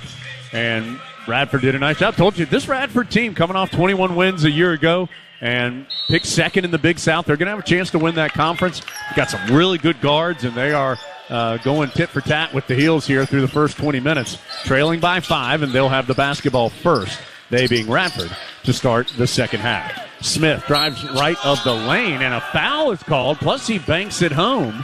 See, that's on. It might be on Wojcik. It is. It's going to be called on Paxton Wojcik, his first. And so, good first possession for Radford. Smith now has 14, which was his average a season ago. And he'll go to try to convert the three-point play, and he did. So Radford gets 3 on its initial possession, and they are back within 2. Carolina going left to right as we see it here in the Smith Center, here to start the second half. Ryan skips a pass down low to Baycott, pitches it out high to Ingram. Quick catch and shoot 3, rattles home. Ingram's second triple. He shot 32% from out there a year ago, 49-44. So Radford scores 3, Carolina scores 3. Back to a 5-point game. Archer. Up high goes to Turner. Now to Smith. Wojcik trying to guard him. That's a tough assignment. Back up to Antoine. Over on the right side, it goes to Turner. Jump stop at the ACC logo, and he hits the turnaround. Turner's first bucket. And it's a 3-point game, 49-46. R.J. Davis goes in the left corner to Ingram. Ingram puts his back to the basket, backing in. Kicks it out to an open Cormac Ryan. His 3 no good. Ingram, though, gets the rebound. He corrals it. Sends it in the right corner to R.J. Davis. Feet set, 3 no good. Baycott with the rebound, though. Carolina will have another chance. Baycott directing traffic. Now he's going to go against Archer. Pivots, shoots, and he missed it. Right in front of the rim. Radford gets the board. They're down by 3 with the basketball. Antoine has it. Tries to drive right to the lane. Really tough shot. No good. Rebound to Baycott. That was a tough one by Antoine. Tar Heels really pushing the pace. R.J. Davis sprints down the court, gets deep, and he'll reset it. Didn't have what he wanted, so Carolina will try again. Baycott is unguarded down low. They finally get it to him. He spins and scores. It took a while. Baycott was there for a long time unguarded. Not sure how you missed the big fella. 51-46. Carolina by 5. Back to the halftime advantage of 5 points. Antoine on the left side. Trying to diagnose his way in. Pulls up in the mid-range and drops it home. Antoine has 10. Good individual offensive playmakers for this Radford team. 51-48. Carolina by 3. R.J. Davis. Mid-post it goes to Harrison Ingram. Spins by Turner. Draws contact. Can't get the layup to drop, but he is going to go to the free throw line. Foul on Turner, his 3rd, so he becomes the second Radford player with 3 fouls. DeAndre Pierce has 3 as well. And Ingram, who was just under 60% from the free throw line last year at Stanford and missed his only attempt earlier tonight, will have 2 shots. He appears to make the right decision most times down the floor. He has really transformed his body. 6'7", 235. He's got some good muscle mass and strength. He is a put-together young guy, said he's really, number one thing, obviously working out, which he's always done, but he's watched his diet much more, avoided late night food, as that one goes off the back iron, no good. Radford with the rebound. So it's 52-48. One area Carolina would probably like to clean up is rebounds. They're actually getting out-rebounded in this game, 18-16. Now, they've shot very well, of course, but surprising to see, as a tough shot is good. Giles was in a hand fight with R.J. Davis the whole time and then knocked in a tough jumper, and then Davis got moving too fast and turns it over on the other way. Radford trying to tie things up, and multiple Tar Heels there in transition. Ryan and Ingram both there to block Burns' shot out of bounds. Yeah, that was good recovery. Giles has 11 now. You've got 3 Radford players, Smith, Antoine, and Giles, all in double figures. Those are their top 3 scores. The 3 perimeter players that Carolina knew would be a handful, and they have been. Smith with 15, Giles 11, Antoine has 10. Baycott with a double-double, 15 and 11 to lead Carolina. 10 points for Cormac Ryan as well. Truth Harris back into the game for Radford. He has it on the perimeter. Carolina up 2, 52-50. They led by 5 at halftime. Out to Giles in the center jump circle. 10 seconds on the shot clock. One-on-one with R.J. Davis. Gets a high screen. He'll pull up around that screen, come up short. Rebound to Wojcik at the free throw line. Pitches ahead to Cormac Ryan. Down low to Baycott, just bodies his way to the rim for the layup. That's exactly what we want to do. Get down quickly, look inside. Wojcik nearly got a steal on the inbounds, but Radford able to recover. 54-50. Baycott now with 17 and 11 rebounds. His 69th career double-double. He has more than anybody in Carolina history. Smith having Ingram, the defensive assignment on him. Now a switch has Baycott guarding him. Smith, a couple of dribbles, pulls up and gets the 3. And no, it's spun out. Rebound to Ingram. Almost another tough basket. This time Carolina gets the stop. R.J. Davis looking down low for Baycott. It is a wrestling match down there. Baycott saves the pass from Davis from going over the baseline back to him, but Radford knocks it out of bounds. So Carolina will have it when action resumes. 21 on the shot clock, 16 minutes on the second half game clock. Still a tight ball game. Radford is 4 of 8 from the field this half, and they're still within 4. 54-50 our score from Learfield.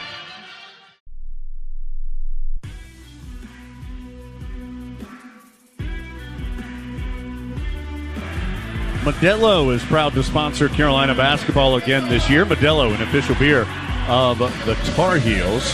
That North Carolina Farm Bureau scoreboard reads Carolina 54, Radford 50. Brought to you by Farm Bureau Insurance. Helping you is what they do best. Pete, Carolina held Radford to 5 of its last 14 from the field, and no points on its last 5 possessions of the first half. That's what allowed Carolina to turn that score around, lead by 5 going to the break. Radford, those come back out with some offensive success, and they've gotten back within 4 here, 54-50, 4 minutes in. Yeah, Radford has some good players. They're experienced players. I don't think we're going to see them go away very easily. Yeah. I think they've gotten a few more easier looks in the second half than they did the first half, and we want to contest those a little bit more. I'm just happy with the momentum we're playing with as far as getting the ball from changing the side of the floors. I like the fact that we're getting inside to Baycott here in the first half, in the second half. We got to take advantage of that. I think we have some advantages out there. And again, we're playing really well offensively. It's just skewed by the turnovers and actually, as you mentioned earlier, we're being out rebounded. So I think that's something that we need to kind of, obviously we're a rebounding dominant team with the size advantage. We need to make sure we take advantage of that. Yeah, it's 19-18 rebounding Radford, and Baycott has 11 of Carolina's 18 rebounds. Nobody else has more than 3. That is Ingram. Carolina has Cadeau back in. It's Cadeau, Davis, Ryan, Withers, and Baycott. So the freshman Cadeau, who has it, pitches it over on the left wing to R.J. Davis. Davis dribbles into the left corner, has to send it back out to Cadeau. Cadeau, crossover, drive, dumps it off to Baycott for the easy 2. What vision. That was a great pass. Driving the pass first. Love it. 56-50. Cadeau really is a next-level vision with the basketball. He is such a good distributor of the ball. Burns trying to drive left of the lane, cut off by Cadeau. Burns able to pivot around him, though, and score. That was an odd-looking play, as it looked like Cadeau had Burns locked up, but he was able to sneak free and eventually score. Withers, tough pass down low to Baycott. Quick catch and shot with the left hand. No good. Another good look there for Baycott.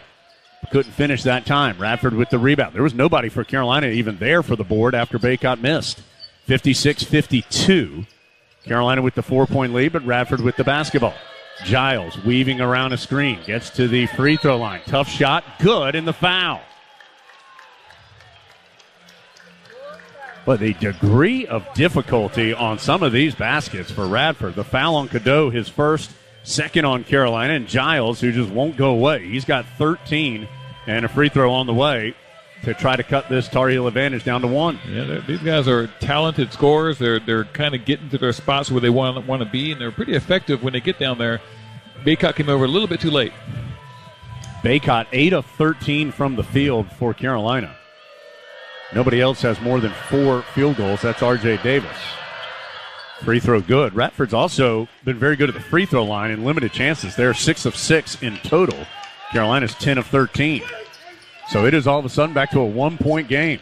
Radford scored the last 5. Withers gets deep and rifles it off the backboard for 2.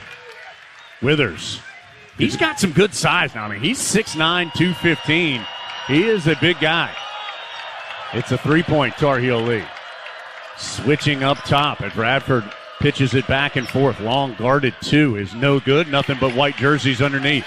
Rebound to R.J. Davis. He'll bring it front side, angling from right to left. Finds a trailing Withers. Withers tries to drive hard on the right. Nothing there, so he eases it back out to Cadeau. Cadeau. Crossover, and he's fouled on the hand check by Giles. That's Giles' second foul. Second on Radford this half. Carolina's going to sub in Ingram, take out Ryan. And with 20 on the shot clock, 14-14 on the game clock, Heels will inbound it, baseline right, leading 58-55. It's a 5-point Carolina lead at halftime. And the Tar Heels are 5 of 9 from the floor as R.J. Davis, quick catch and shoot 3, no good. Davis is just 4 of 11 from the field and 1 of 5 from 3. Radford with the basketball, 58-55. 6 minutes gone by here in the second half. Carolina led by 5 at the break. It's been nip and tuck really the entire game. Heels led by 8 early, but it's been back and forth. Truth Harris, middle of the floor. Looking to pass. Now he's going to try and drive on Cadeau. Spins and fires it wildly off the top of the backboard into the hands of Baycott for the rebound. Here comes Carolina with the 3-point lead. Cadeau behind the back. Gets deep, and he's knocked over. There's going to be a foul. He might get free throws out of this, too. I think he is.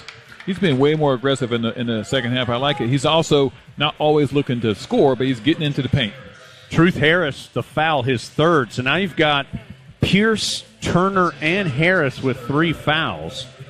Cadeau's going to go to the free throw line for 2 shots. He has not scored tonight. An opportunity to do so here. Yeah, but the first free throw is too strong. He made his only attempt in the exhibition game, but misses that one. As Trenton Walters will check in, and Harris with the 3 fouls. Truth Harris will sit down. Second one for Cadeau at the 13:35 mark is good, so he goes 1 of 2, and it's 59-55. Seth Trimble will come to the scores table for Carolina, as will Jalen Washington. Walters dribbling on the perimeter for Radford. Carolina by 4 with 13:21 to go in the ballgame. Archer hands off to Giles, to the big man Pierce. He'll hand off to Antoine. Antoine, a switch has Baycott guarding him. Drives, really tough shot, no good. Ingram, nice job controlling the rebound. Ingram head up, pitches far ahead right side to R.J. Davis. Through traffic for 2. Great look ahead by Ingram, and Davis stayed tough on the drive at 61-55. Smith Center crowd trying to get on its feet. Make a difference here. 12:50 to go, second half. Cadeau bothers the pass to Antoine. Antoine recovers, sends it back middle of the floor to Walters, and a foul off the ball. Whistled on Cadeau as he was trying to play good defense off the ball on Antoine. Second on Cadeau, third on Carolina. Baycott and Davis going to get breathers here. So Baycott, who had 6 this half and 19 for the game, will head to the bench. 12:43 to go. Carolina up 6. See how the Heels do without their 2 veteran returners in the ballgame. Radford works it around the perimeter. Antoine ends up with it. Picks up his dribble. Drops it off to the big man Pierce. Over on the left side to Walters. Between the legs dribble, pulls up, long on the jumper, rebound loose, and goes to Withers. He'll pitch it ahead to Cadeau. Jogs up the right side for Carolina. Cadeau attacks, draws contact, bucket and the foul. What a finish by the freshman. Very nice. Putting the pressure on the defense, pushing the ball up the court. Nice finish in paint. Well, that started, it was gliding, attacking on the move. The foul was on Walters, and Cadeau will have a chance for the three-point play. Carolina's matched its largest lead of 8 at 63-55. Love how we're getting some of those baskets in transition. We just didn't get very many of those at all last year. Cadeau went 1 of 2 at the line a minute ago. Boy, he's way off on that free throw. The rebound, Withers thought he had tipped it off of Turner, but it was Withers who touched it last. That free throw hit the right side of the rim, on the outside of the rim. Tough time getting it in for Radford. Eventually they do. Carolina by 8, 63-55. Trimble in there and guarding Antoine. Trimble all in Antoine's lunch. Antoine can't get by him. Trimble forces him to pass it away. Radford works it back out to the perimeter. 10 seconds on the shot clock. Hard drive by Smith. Nothing there. His pass is errant. Chased down. Shot clock down to 5. Smith has it. Switch has Jalen Washington guarded. Smith going to pull up for the long three. Got it at the buzzer, and he tells the crowd to quiet down. 63-58. Heels played great defense, but still give up the bucket. Trimble misses the runner on the other side, and just like that, Radford has the ball back, down just 5. Trimble defending against Antoine again.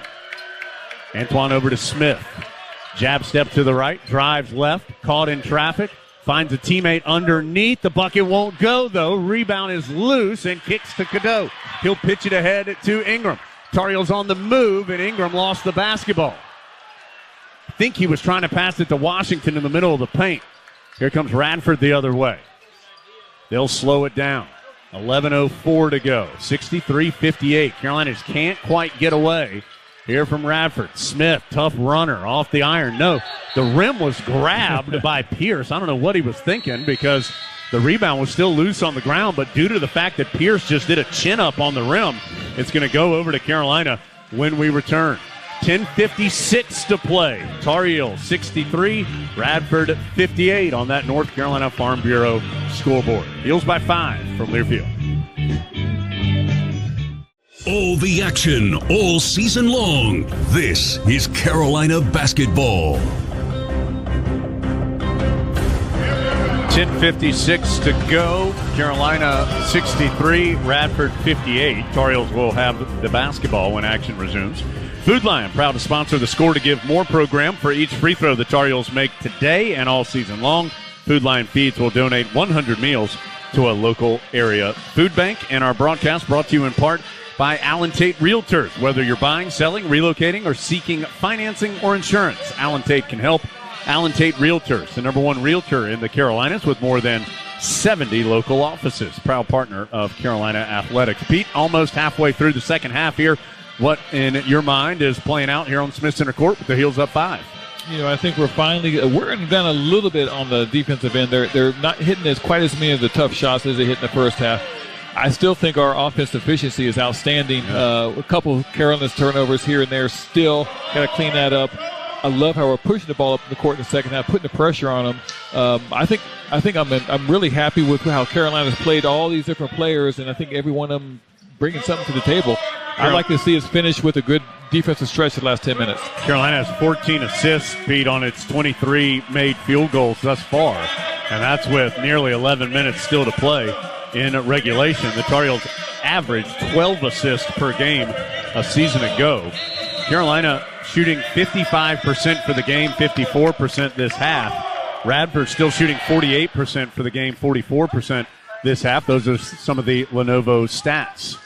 Carolina working in the half court. Ryan gets it down low to Baycott, just muscles his way to the rim and knocked Pierce out of the way and laid it home. Wow, that looked very easy.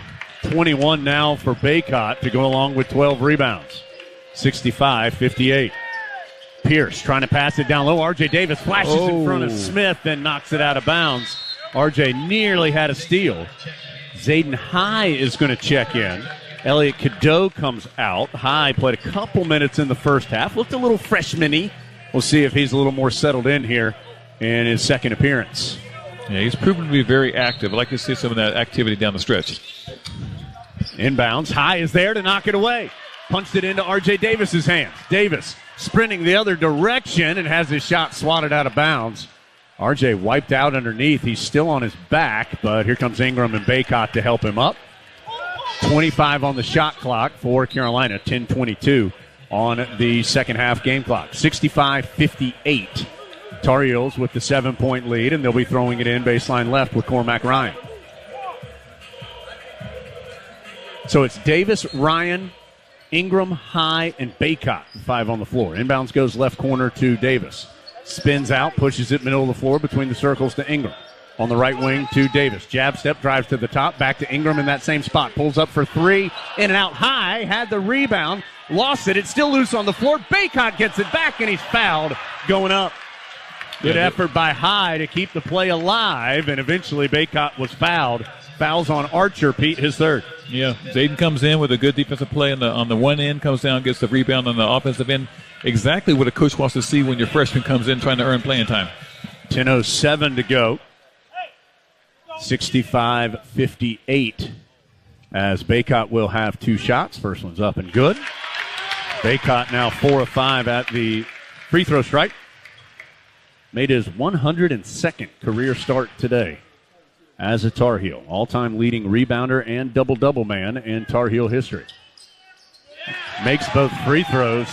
Got knocked down by somebody boxing him out. I think he got hit in the breadbasket by the smaller Giles there. And Carolina has its largest lead of the game, 9, 67-58. Can the Heels back it up with a stop, keep this momentum going? Walters dribbles from left to right around the free throw line, now backs out against the defense of Davis, continuing to pound the ball to the ground.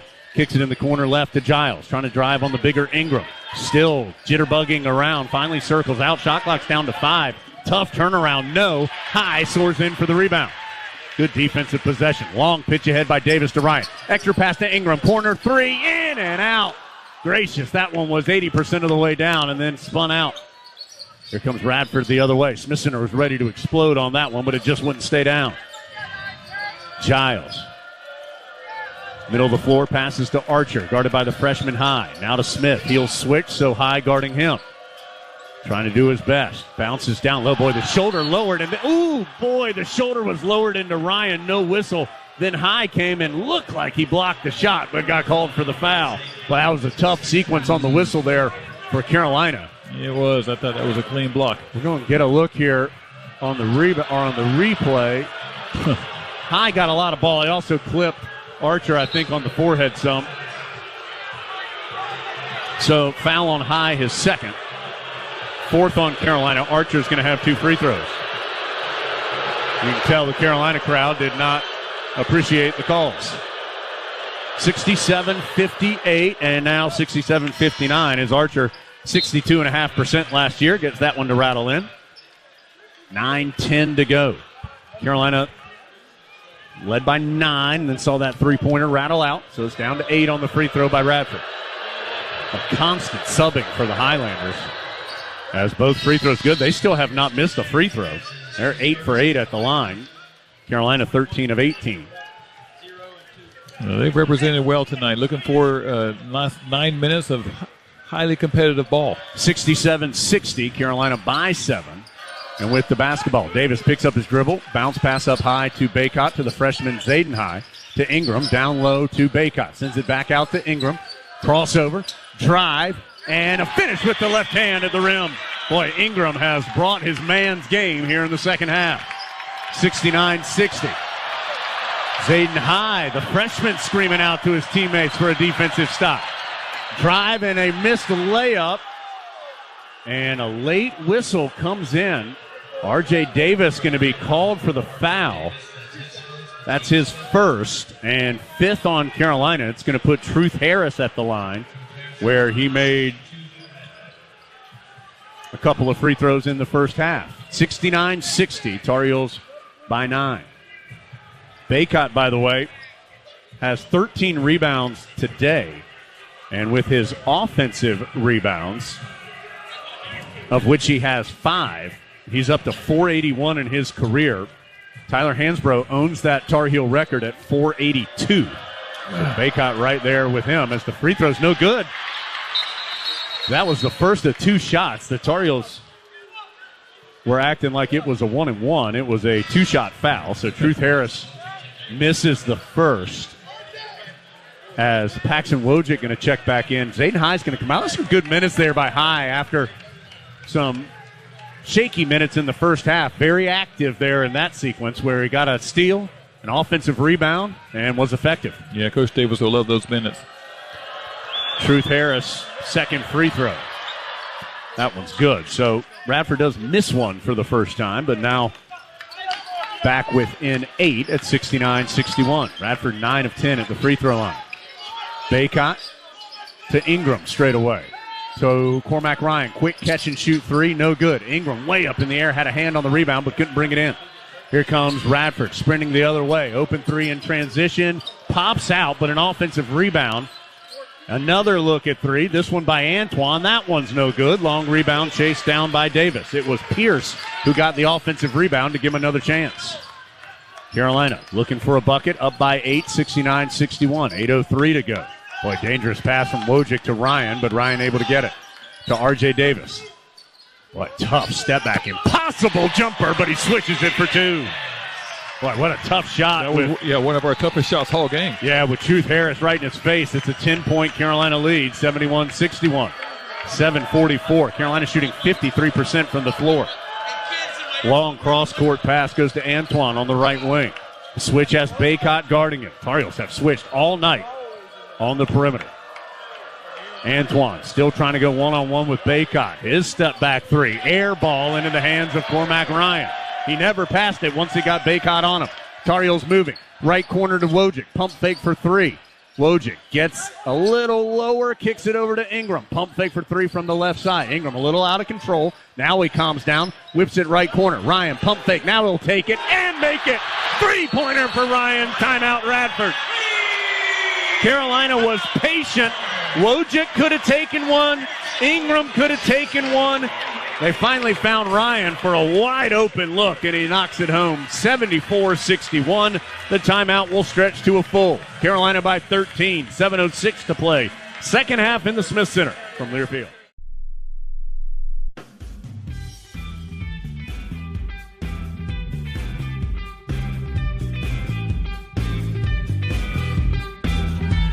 Carolina continues to play extraordinarily efficient offense. They have not had back-to-back empty possessions since around the 8-minute mark of the first half.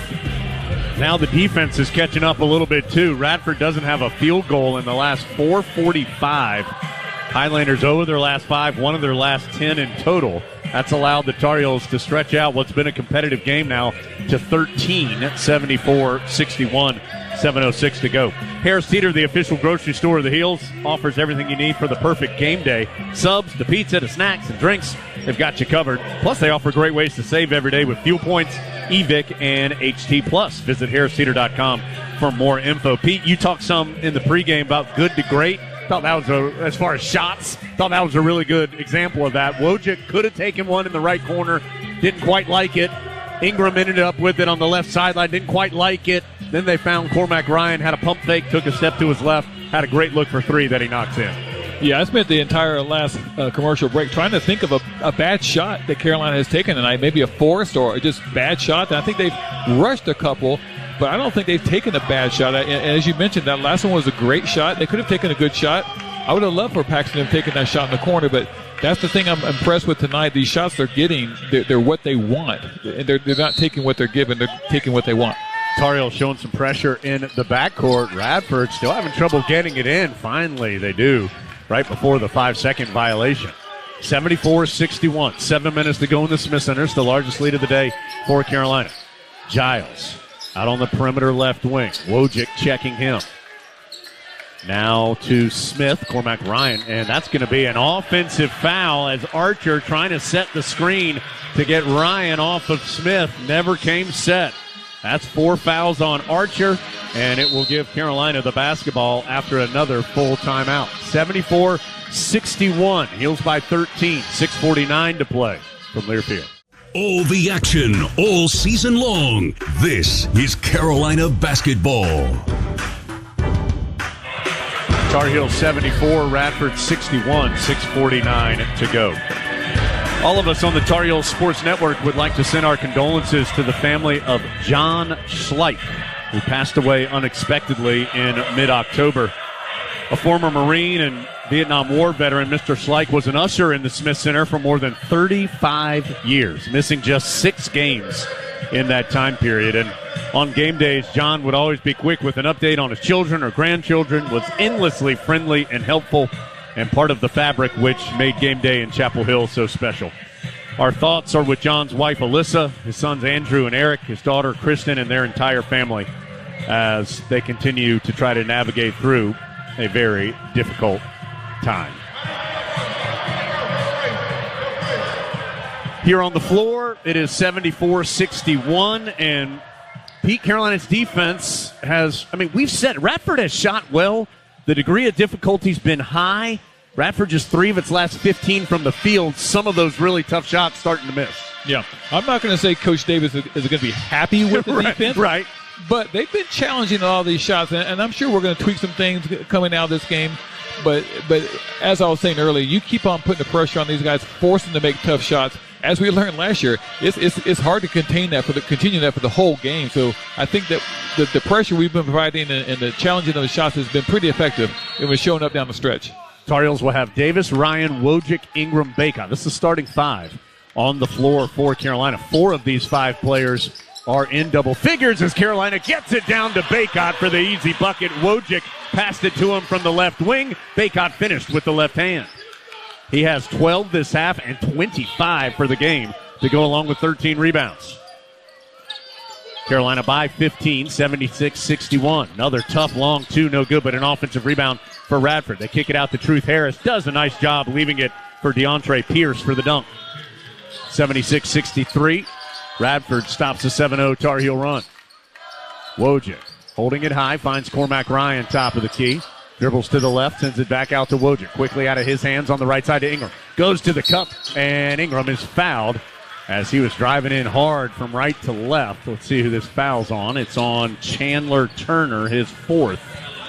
And 7th on Radford, so Carolina will be at the free throw line the rest of the half. This will be 2 shots for Ingram.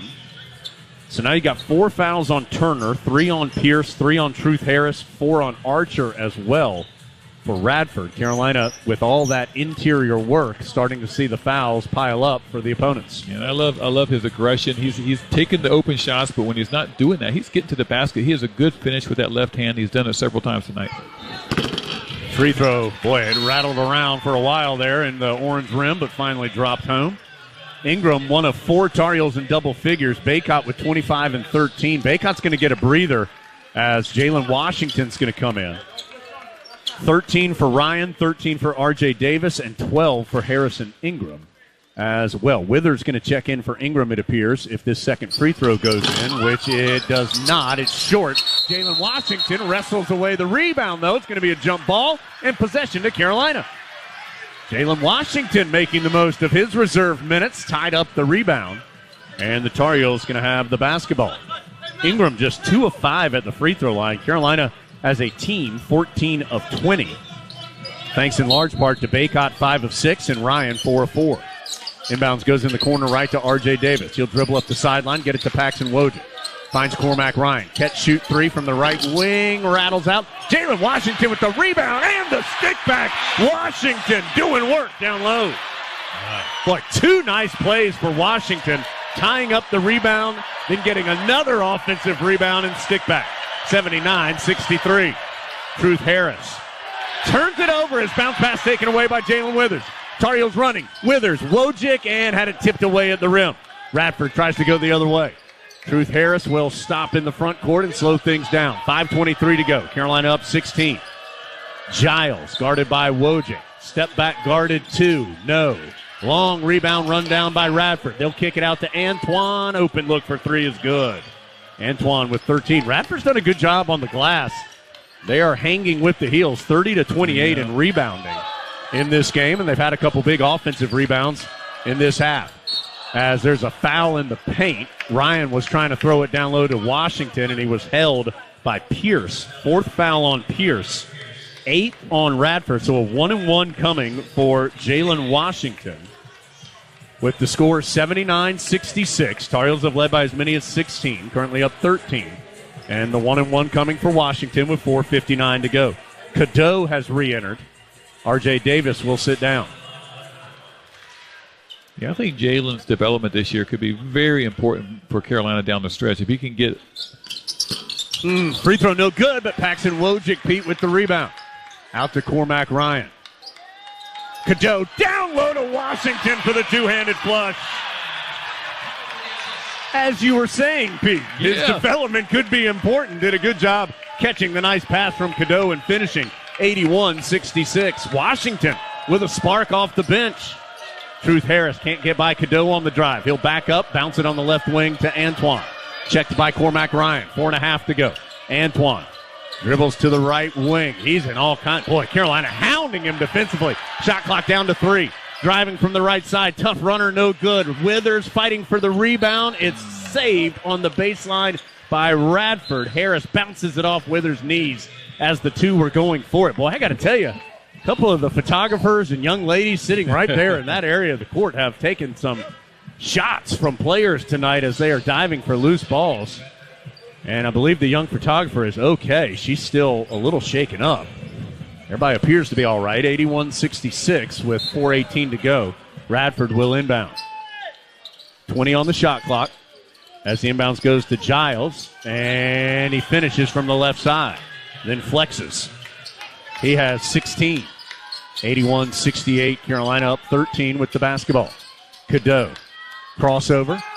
Step back from the free throw line. Way off the mark. But there's Wojcik for another offensive rebound. He'll drive baseline and lay it in. Wojcik with the effort play gives 2 more for the Heels. 83-68. Hubert Davis clapping ferociously, saying, let's get a stop. Tar Heels up 15. 3:44 to go. Smith going to try a step back 3 from the left side. Short. Long rebound. Chased down by Radford. Archer able to get to it. Back out to Giles. His 3 won't go, and Washington secures the rebound for Carolina. Here come the Tar Heels the other way. 3:25 to play. Heels up 15. Heels working around the perimeter from right to left. Ryan has it right to the rim, and he's blocked. Nice recovery by Antoine. Looked like Ryan was going to get an impressive finish, but Antoine recovered. Here comes Radford the other direction. Turner flips it down low to Archer. One-on-one with Jalen Washington. He'll kick it back out to Smith. Smith loses the dribble off his foot. That'll give it to Carolina with 3:04 to play. Tar Heels will have the ball and a 15-point lead. 3:04 to go in the Smith Center from Learfield.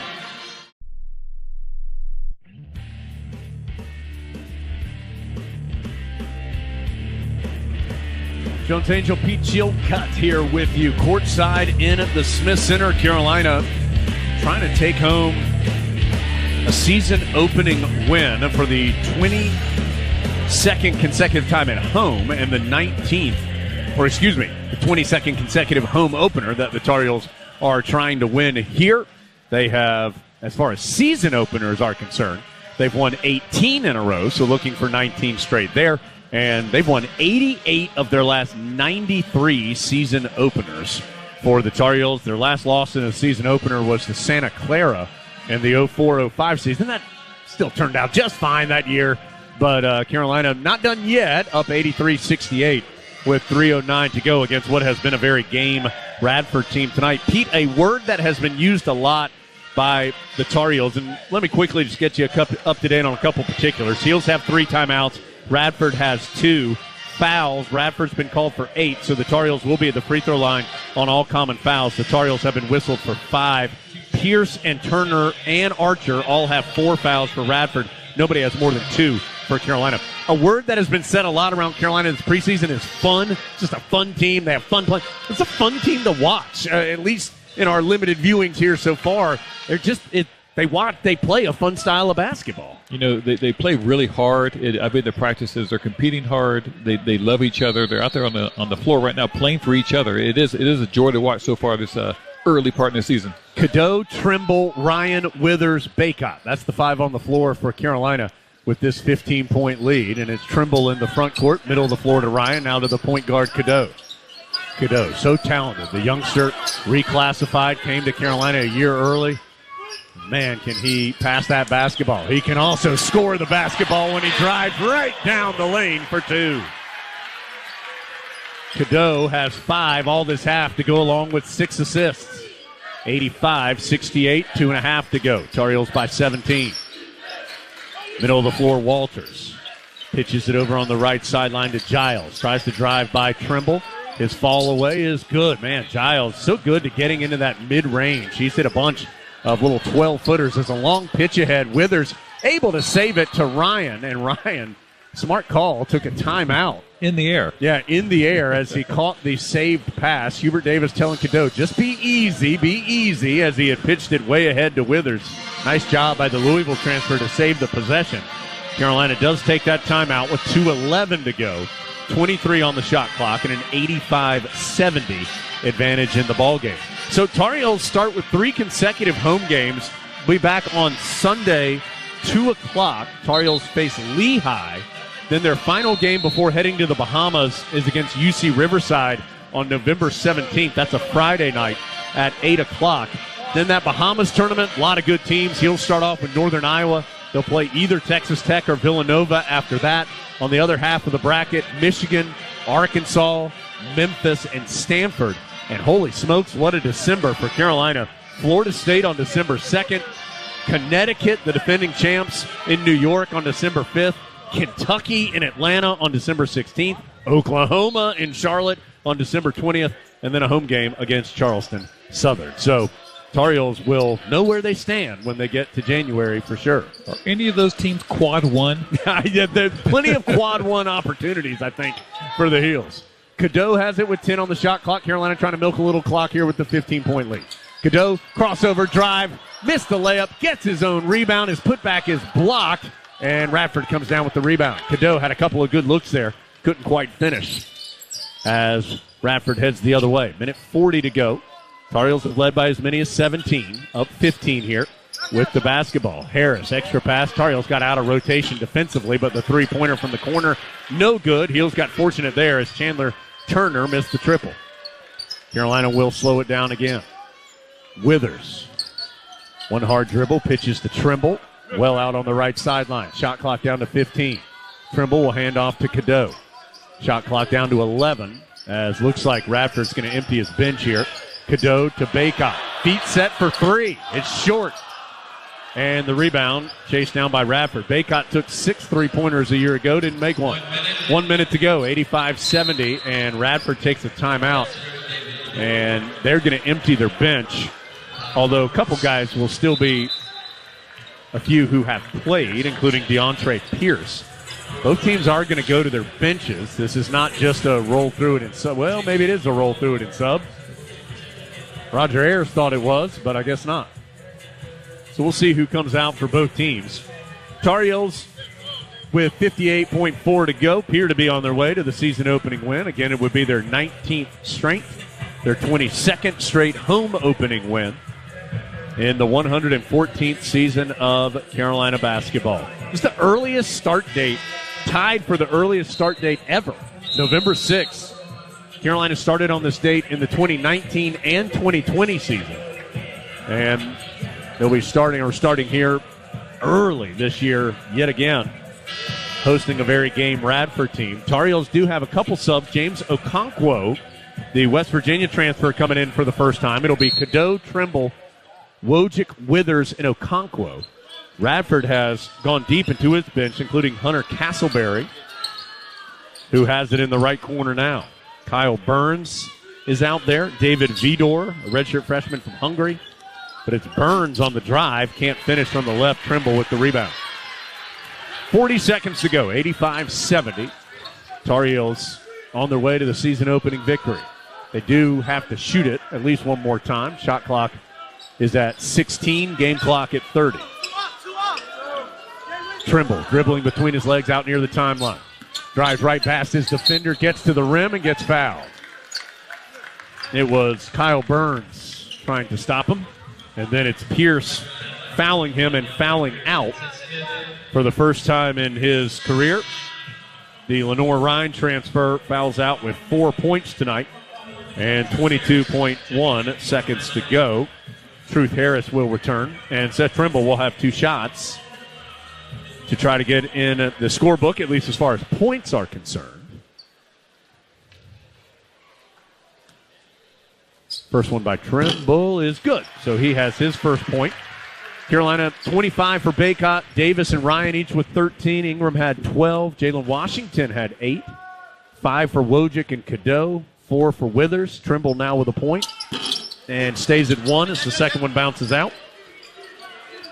Zayden High played but didn't score, as Okonkwo's played here late and hasn't scored yet either, as a three-pointer no good.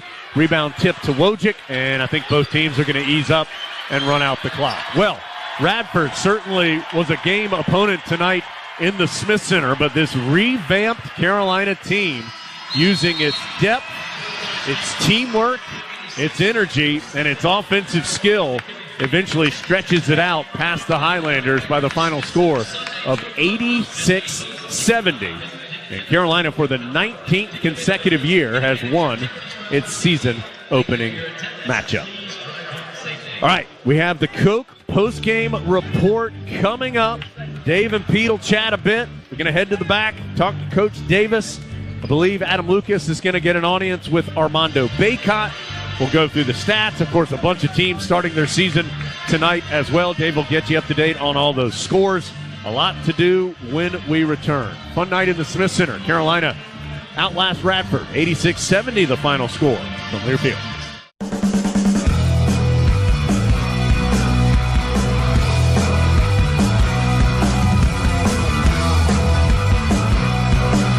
Carolina beats Radford 86-70 tonight here in the Smith Center. Dave Nathan welcoming you back to the Coca-Cola postgame report.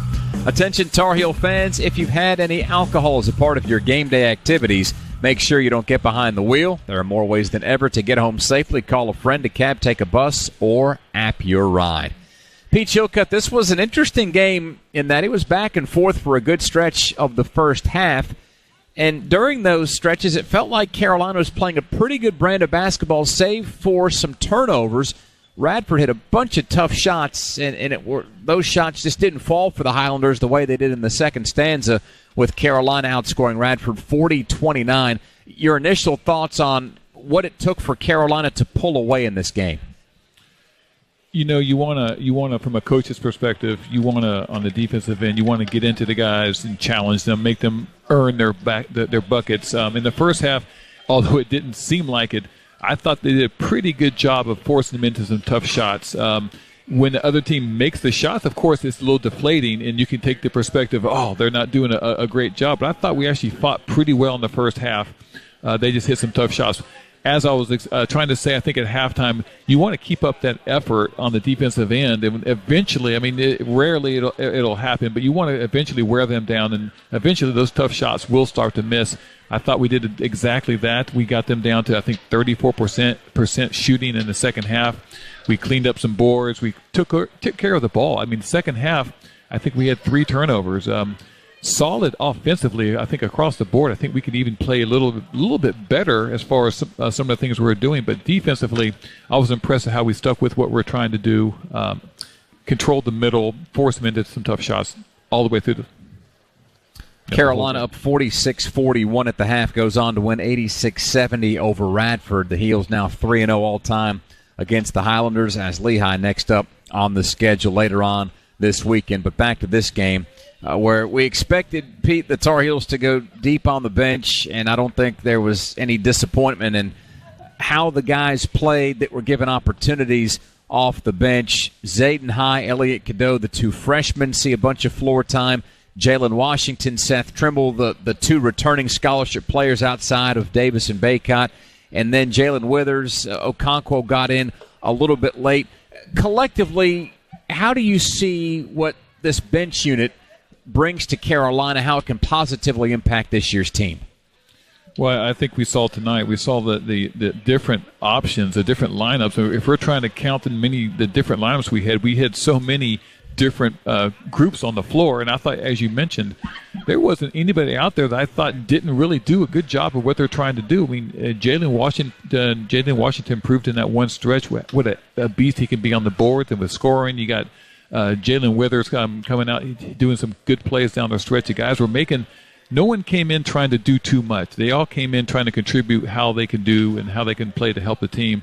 It's going to be a tough decision as Hubert gets into this season to figure out which of these is he going to continue to play that many.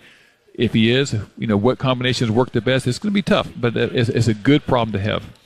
Pete, when I think about guys who can fill up the stat sheet, I'm looking at George Lynch right here in the building now. He's certainly at the very top of that list. Theo Pinson, maybe a little more so recently, was a guy that could just do a number of things to help Carolina get W's. And now I'm looking at what Harrison Ingram could potentially mean to this year's team. 12 points, 4 rebounds, 3 assists.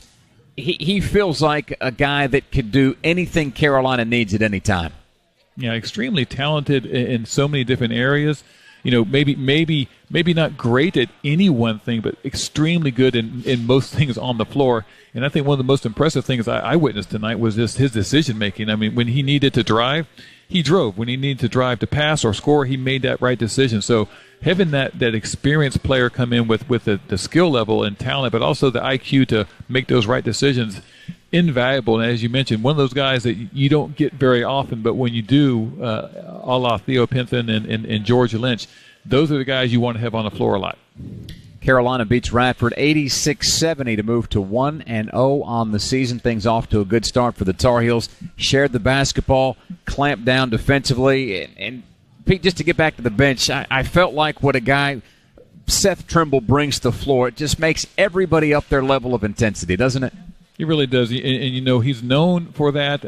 I think he's still a better player offensively than you've seen or the fans have seen. But he brings that physical, that tough defense in your face, man to man. He took on a couple of their better scorers there in the second half and was doing a great job of just making it hard for him. And that when you have a player that's doing that, it makes the whole team kind of want to do the same thing. So I think he's got to find some way to get him some minutes, especially when he can turn the game defensively like that.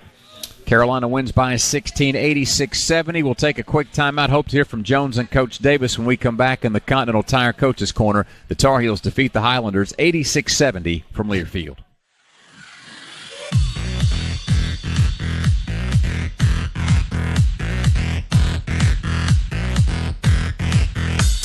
This is Carolina basketball. Our post-game coverage continues with the Carolina Ford Dealers Wrap-Up Show. Ford F-150, what legends are made of. See your Carolina Ford dealer today. This is the Carolina Ford Dealers Wrap-Up Show. For 25 years, Top of the Hill Restaurant and Brewery has been a pre- and post-game tradition. Handcrafted beer, great food and atmosphere where Tar Heels come to celebrate. Probably some celebrating going on at Top of the Hill and elsewhere around Chapel Hill as Carolina beats Radford 86-70. Dave Nathan welcoming you back to the Coca-Cola post-game report. Jones will be speaking to Coach Davis any minute now in the Continental Tire Coaches Corner. Pete Chilcutt also standing by courtside after the Heels win by 16 points. Pete, we've talked a lot about some things that we weren't sure of coming into this season, namely the transfers and the freshmen. Let's talk about some of the known commodities like Armando Bacot, who goes for another double-double, 25 points and 13 rebounds. So by my count, Bacot's now been in double figures 100 times in his career, 69 double-doubles, and he is inching closer and closer to the all-time offensive rebounding record set by Tyler Hansbrough. It seemed like this is the kind of performance you want to get from your best, most experienced player. You do, and with today's style of game, when you're pushing the ball, you're shooting a lot of threes, you got to recognize the valuable asset you have when you have a guy like Armando Bacot who can get you the easy baskets. I mean, some of those post-ups in the second half especially, where they moved the ball around 3 or 4 passes, by the time they got back over to Armando down low, his guy was sealed within 1 foot of the basket. And you can't get those easy baskets all the time, so you got to take advantage of it. It's not as easy as it looked when Armando does it, but he's such a skilled big man as far as using his body to set up. I was glad they went to him a lot in the second half. Armando, one piece of the puzzle as to why Carolina outscored Radford 48-34 in the paint.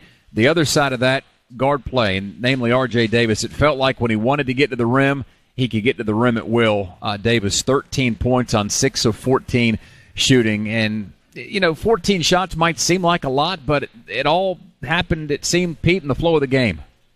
Yeah, I think I mentioned during the broadcast, I was trying to think if there were any shots that maybe were forced or bad shots, and I'd say no. I think there were some shots that were bad because they were passed up. I mean, some of those guys were passing up good shots to get great shots, but when RJ gets the ball on the outside, I feel really confident that he's to make the right decision. He's such a great shooter, but a little known fact, as we saw tonight, is he can really create his own shot and get to the basket. Even with his size, he can get the shot up and score. He can pull up for the mid-range. Him making decisions on the perimeter has been absolutely outstanding to watch him develop into maybe just a scorer, but to one that's really efficient. Elliot Cadeau came to Carolina with the reputation of a pass-first point guard, and he did just that in his first game. 6 assists in a little less than 20 minutes on the floor. Jody Zeugner already reports that the 6 assists are the most by a freshman in his first game since Bobby Fraser had 7 in the 05-06 season. And if you want to put Cadeau's name in some pretty good company, the only others that had more in their first game, Ed Cota had 7, and Raymond Felton had 10. So some good history there for Cadeau. And let's toss things back over to Jones, who's with Coach Davis in the Continental Tire Coach's Corner. Not quite. We'll do that for Coach Davis. He's on his way in after Carolina wins 86-70 over Radford. So come back in about 1 minute, Dave. I think we're getting close. All righty. That's again Jones waiting for Coach in the Continental Tire Coach's Corner in the wake of Carolina's 86-70 win over Radford. I mean, Pete, we've been waiting all offseason for this Continental Tire Coach's Corner. We jumped the gun by a whole minute, and now it appears that it's time to go back to Jones and Coach. So, guys, here we go. Take 2. Yeah, we got them now, Dave. Thanks so much. 86-70, the final score. Carolina gets the victory over Radford in the season-opening win, 19th consecutive year that the Tar Heels have won their season opener. Coach, congratulations, first of all, on the win. And a lot of things that you talked about you wanted to see happen with your team. Pushing the pace, better ball movement, better spacing, just all those things. Seems like we saw that tonight. I would imagine that you're pretty pleased. Yeah, I was. From an offensive standpoint, with the exception of that stretch where we had 6 turnovers, I thought we did a good job of making the easy play and taking care of the basketball and getting the shots that we wanted. We knew that we had an advantage in the paint in terms of post and penetration and offensive rebounds. So we wanted to take advantage of that. And Armando did a really good job establishing down low on the block and open up driving lanes for our guards that I feel like can attack the basket and make good decisions when they get there. The only thing that I'm a little disappointed in is, the first half, from a defensive standpoint, I felt like we were guarding their actions for 25 seconds, and then the last 5 seconds, it was basically one-on-one, and they were really hot and able to score. And I thought in the second half we did a better job locking down defensively, and that allowed us to extend the lead. Coach, you played 11 guys. 10 of those 11 players played 8 minutes or more. So a lot of guys, and it felt like all 10 of those players did something to help you win the game tonight. They did. Everybody that played tonight made plays that were impactful for us to win tonight. And, that's one of the things about this group, the versatility, the depth, being able to put different lineups out there. Really is to our advantage on both ends of the floor, and I was really happy with the production off the bench, and I just felt like everybody came in with energy and life, and I felt like we wore them down. Mm-hmm. We just kept bringing in fresh guys, and by the second half it was really tough. Those shots that they were making in the first half, they were hitting the front of the rim in the second half. You were frustrated, I think it's okay to say, last year with your lack of assists as a team. Carolina, 18. Yeah, and had 18 tonight. Yeah, and we missed some. We could have easily had over 20, but this group, it's just natural to not only pass, but to go from good to great. This team enjoys celebrating the success of their teammates. They love to pass the basketball. It's a very unselfish group. They find joy in passing, and you can see guys are excited more excited when they pass the ball as opposed to, them making a shot. And so it's something that this group has done from the start, and that's one of the many things that I like about this team. Last thing, Coach, a word that's been said a lot around Carolina this preseason has been fun. You said it's fun to coach them. They have fun playing. Watching them shoot 50% from the field in the first half, but other than that, it's a fun group, but it's a group full of joy. And I tell them all the time, there's a difference between happiness and joy. Happiness is stuff that's happening to you, and that's great. But joyfulness is a thankfulness and appreciation of where you are, what you're doing, and where you're doing it at. And this group understands the importance of how much they love basketball, how much they love being here, and how much they love doing this together. Certainly a fun night in the Smith Center tonight. Carolina pulls away from Radford, 86-70, the final score this evening. Coach, thanks so much for your time. Great to see you again, and looking forward to the year. Yeah, I thought you were ignoring me, and now you're back. Okay, it's great. And happy to be back. And Coach Brown, I'd like to see you a little bit. Okay, we'll do it. Got a bunch. Hey, we got football and basketball coming up. What a great couple days we got. Looking forward to it. And Dave, certainly a happy night in the Smith Center tonight. Heels win 86-70. All right, that's Jones and Coach Davis in the Continental Tire Coach's Corner as Carolina wins by 16. We'll press the pause button here on the Coca-Cola Postgame Report. Jones will rejoin Pete courtside, and we'll check in a little later with Armando Bacon, plus our play and player of the game, updated scores, and more. We've got it all for you here tonight as it's a winning Monday. Carolina beats Radford 86-70 from Learfield.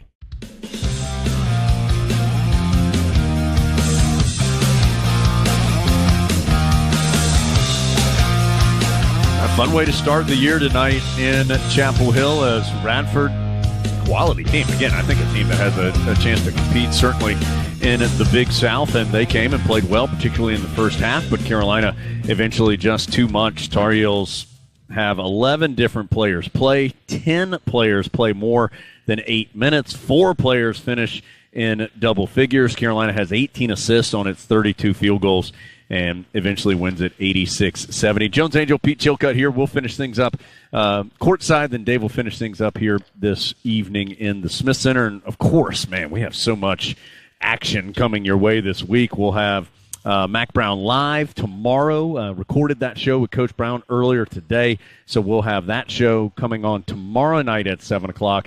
Then, of course, football on Saturday, big one against Duke, the battle for the victory bell at 8 p.m. Then Tar Heels right back here in the Smith Center at 2 o'clock on Sunday afternoon to face Lehigh. Marcus Ginyard will join us in the analyst chair for that one coming up on Sunday. Pete Chilcutt here with me. Again, Jones Angel in the Smith Center. And, Pete, I know you and Dave have talked about a bunch of stuff. To me, Carolina's depth, a big change from a year ago.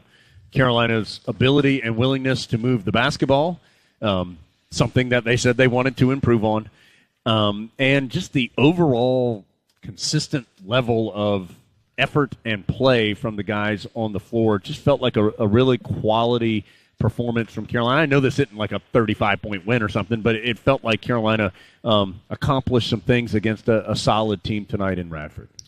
Yeah, I think you're right. I came to pretty much every game last year, but early on, I remember even some of the early games, it felt like a grind. Like we're grinding out a win. We'd win by 10 or 12, but it just didn't feel like we imposed our will as much as we just kind of survived what they were trying to do.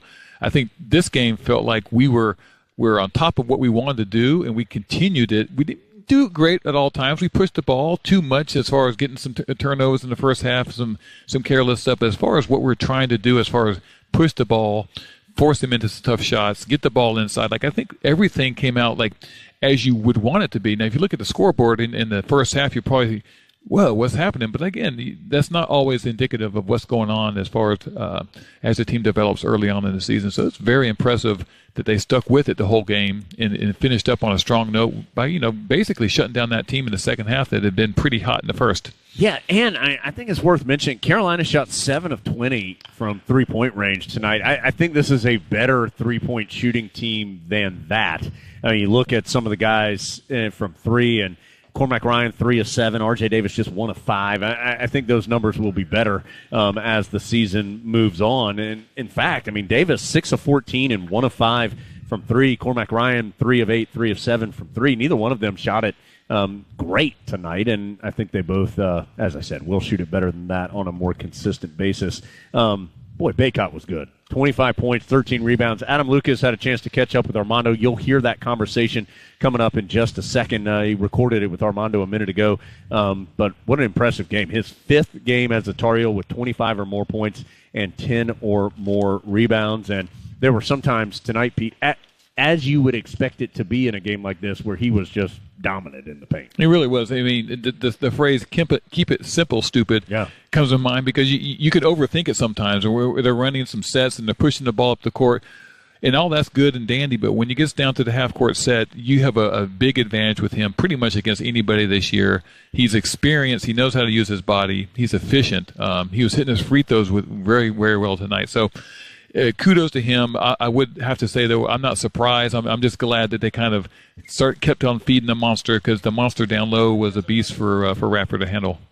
The last thing, one thing, I'm used to see how Tar Heels feel. The rebounding tonight, 37-34, so relatively even there, including 11 offensive rebounds for Radford. That led to some second-chance opportunities for them. In fact, each team finished with 14 second-chance points. But look, man, first game of the season, plenty of things that Carolina can improve on. But I think overall, again, with such a new team, a lot of the things that Hubert Davis said he wanted to see, you saw. Can it get better? Of course. But you saw some things, the defensive adjustments and the improvement in the second half, the pace in which Carolina played, the way they shared the basketball, all those things good tonight for the Tar Heels as they move to 1-0. It is their 19th consecutive season opening win, their 22nd consecutive home opening victory. Carolina now all-time in season openers, 102-12, now in its 114th season of basketball. Pete, great job tonight. Anything else on your mind before we get out of here, at least from you and I? And, of course, Dave still got some things to cover, but anything else on your mind before we get out of here? I just think we should embrace this change we're seeing and celebrate what we're seeing as far as a growth and a change and maybe a redemption or a little payback for how we kind of left it last year. I think I'm excited going forward what this team can accomplish. Yeah. Fun night tonight in the Smith Center. Just a reminder again, a couple different things. We were talking about Armando Baycott. He's going to be our Old Dominion best in the game player of the game. And again, he was a dominant force at times tonight. 25 points, 13 rebounds, 5 of which were offensive. Old Dominion Freight Line works hard to be the best in the game and is proud to support those striving to be the best in theirs. Now, Dave's still got some stuff to do, including let you hear from Armando Baycott, but just another reminder here quickly about our schedule. So Mac Brown Live tomorrow night. It's called Mac Brown Live, but it is recorded this week. Recorded that show with Coach Brown earlier today. You'll hear that show tomorrow at 7 o'clock on your normal Tar Heel Sports Network affiliate. Coach and I will talk about that Campbell game, look ahead to Duke. You'll hear some of a Drake May interview as well that Adam Lucas and I performed a couple of weeks ago, so should really enjoy that, I hope. So that's tomorrow at 7. Then football Saturday, late one, 8 o'clock. We're on the air at 7 o'clock for Carolina and Duke. The battle for the victory bell starts this really tough 3-game stretch for the Tar Heels to close out the regular season with Duke, Clemson, and NC State. Then we're back here in the Smith Center on Sunday afternoon at 2 p.m. We'll be on the air at 1 for Carolina and Lehigh in game number 2 of the 2024 season. So Baycott with 25 and 13 points for Ryan and Davis, 12 points for Harrison Ingram. They are the 4 Tar Heels in double figures. Also, tip of the cap, Jalen Washington had 8 points and 4 rebounds in 9.5 minutes of action. So Tar Heels win it by 16. Dave will take you the rest of the way through the Coke postgame report after this. Heels move to 1-0 with a 16-point win over Radford.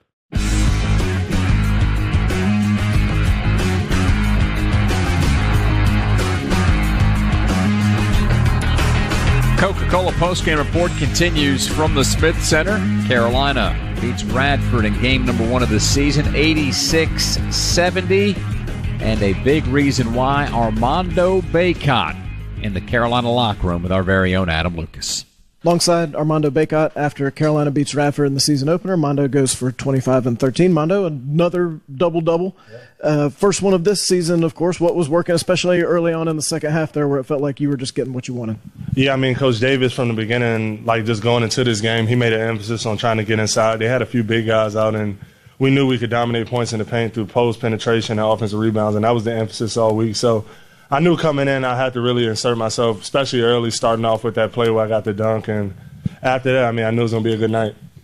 Early on, some of those attempts to go inside were resulting in too many turnovers. I think 8 in the first half. What was the message at halftime about a more efficient way to get the ball to you inside? Just really do everything under control. Obviously, like I said, Coach, he put an emphasis on getting the ball in the paint, but also he wants us to play smart and take care of the ball.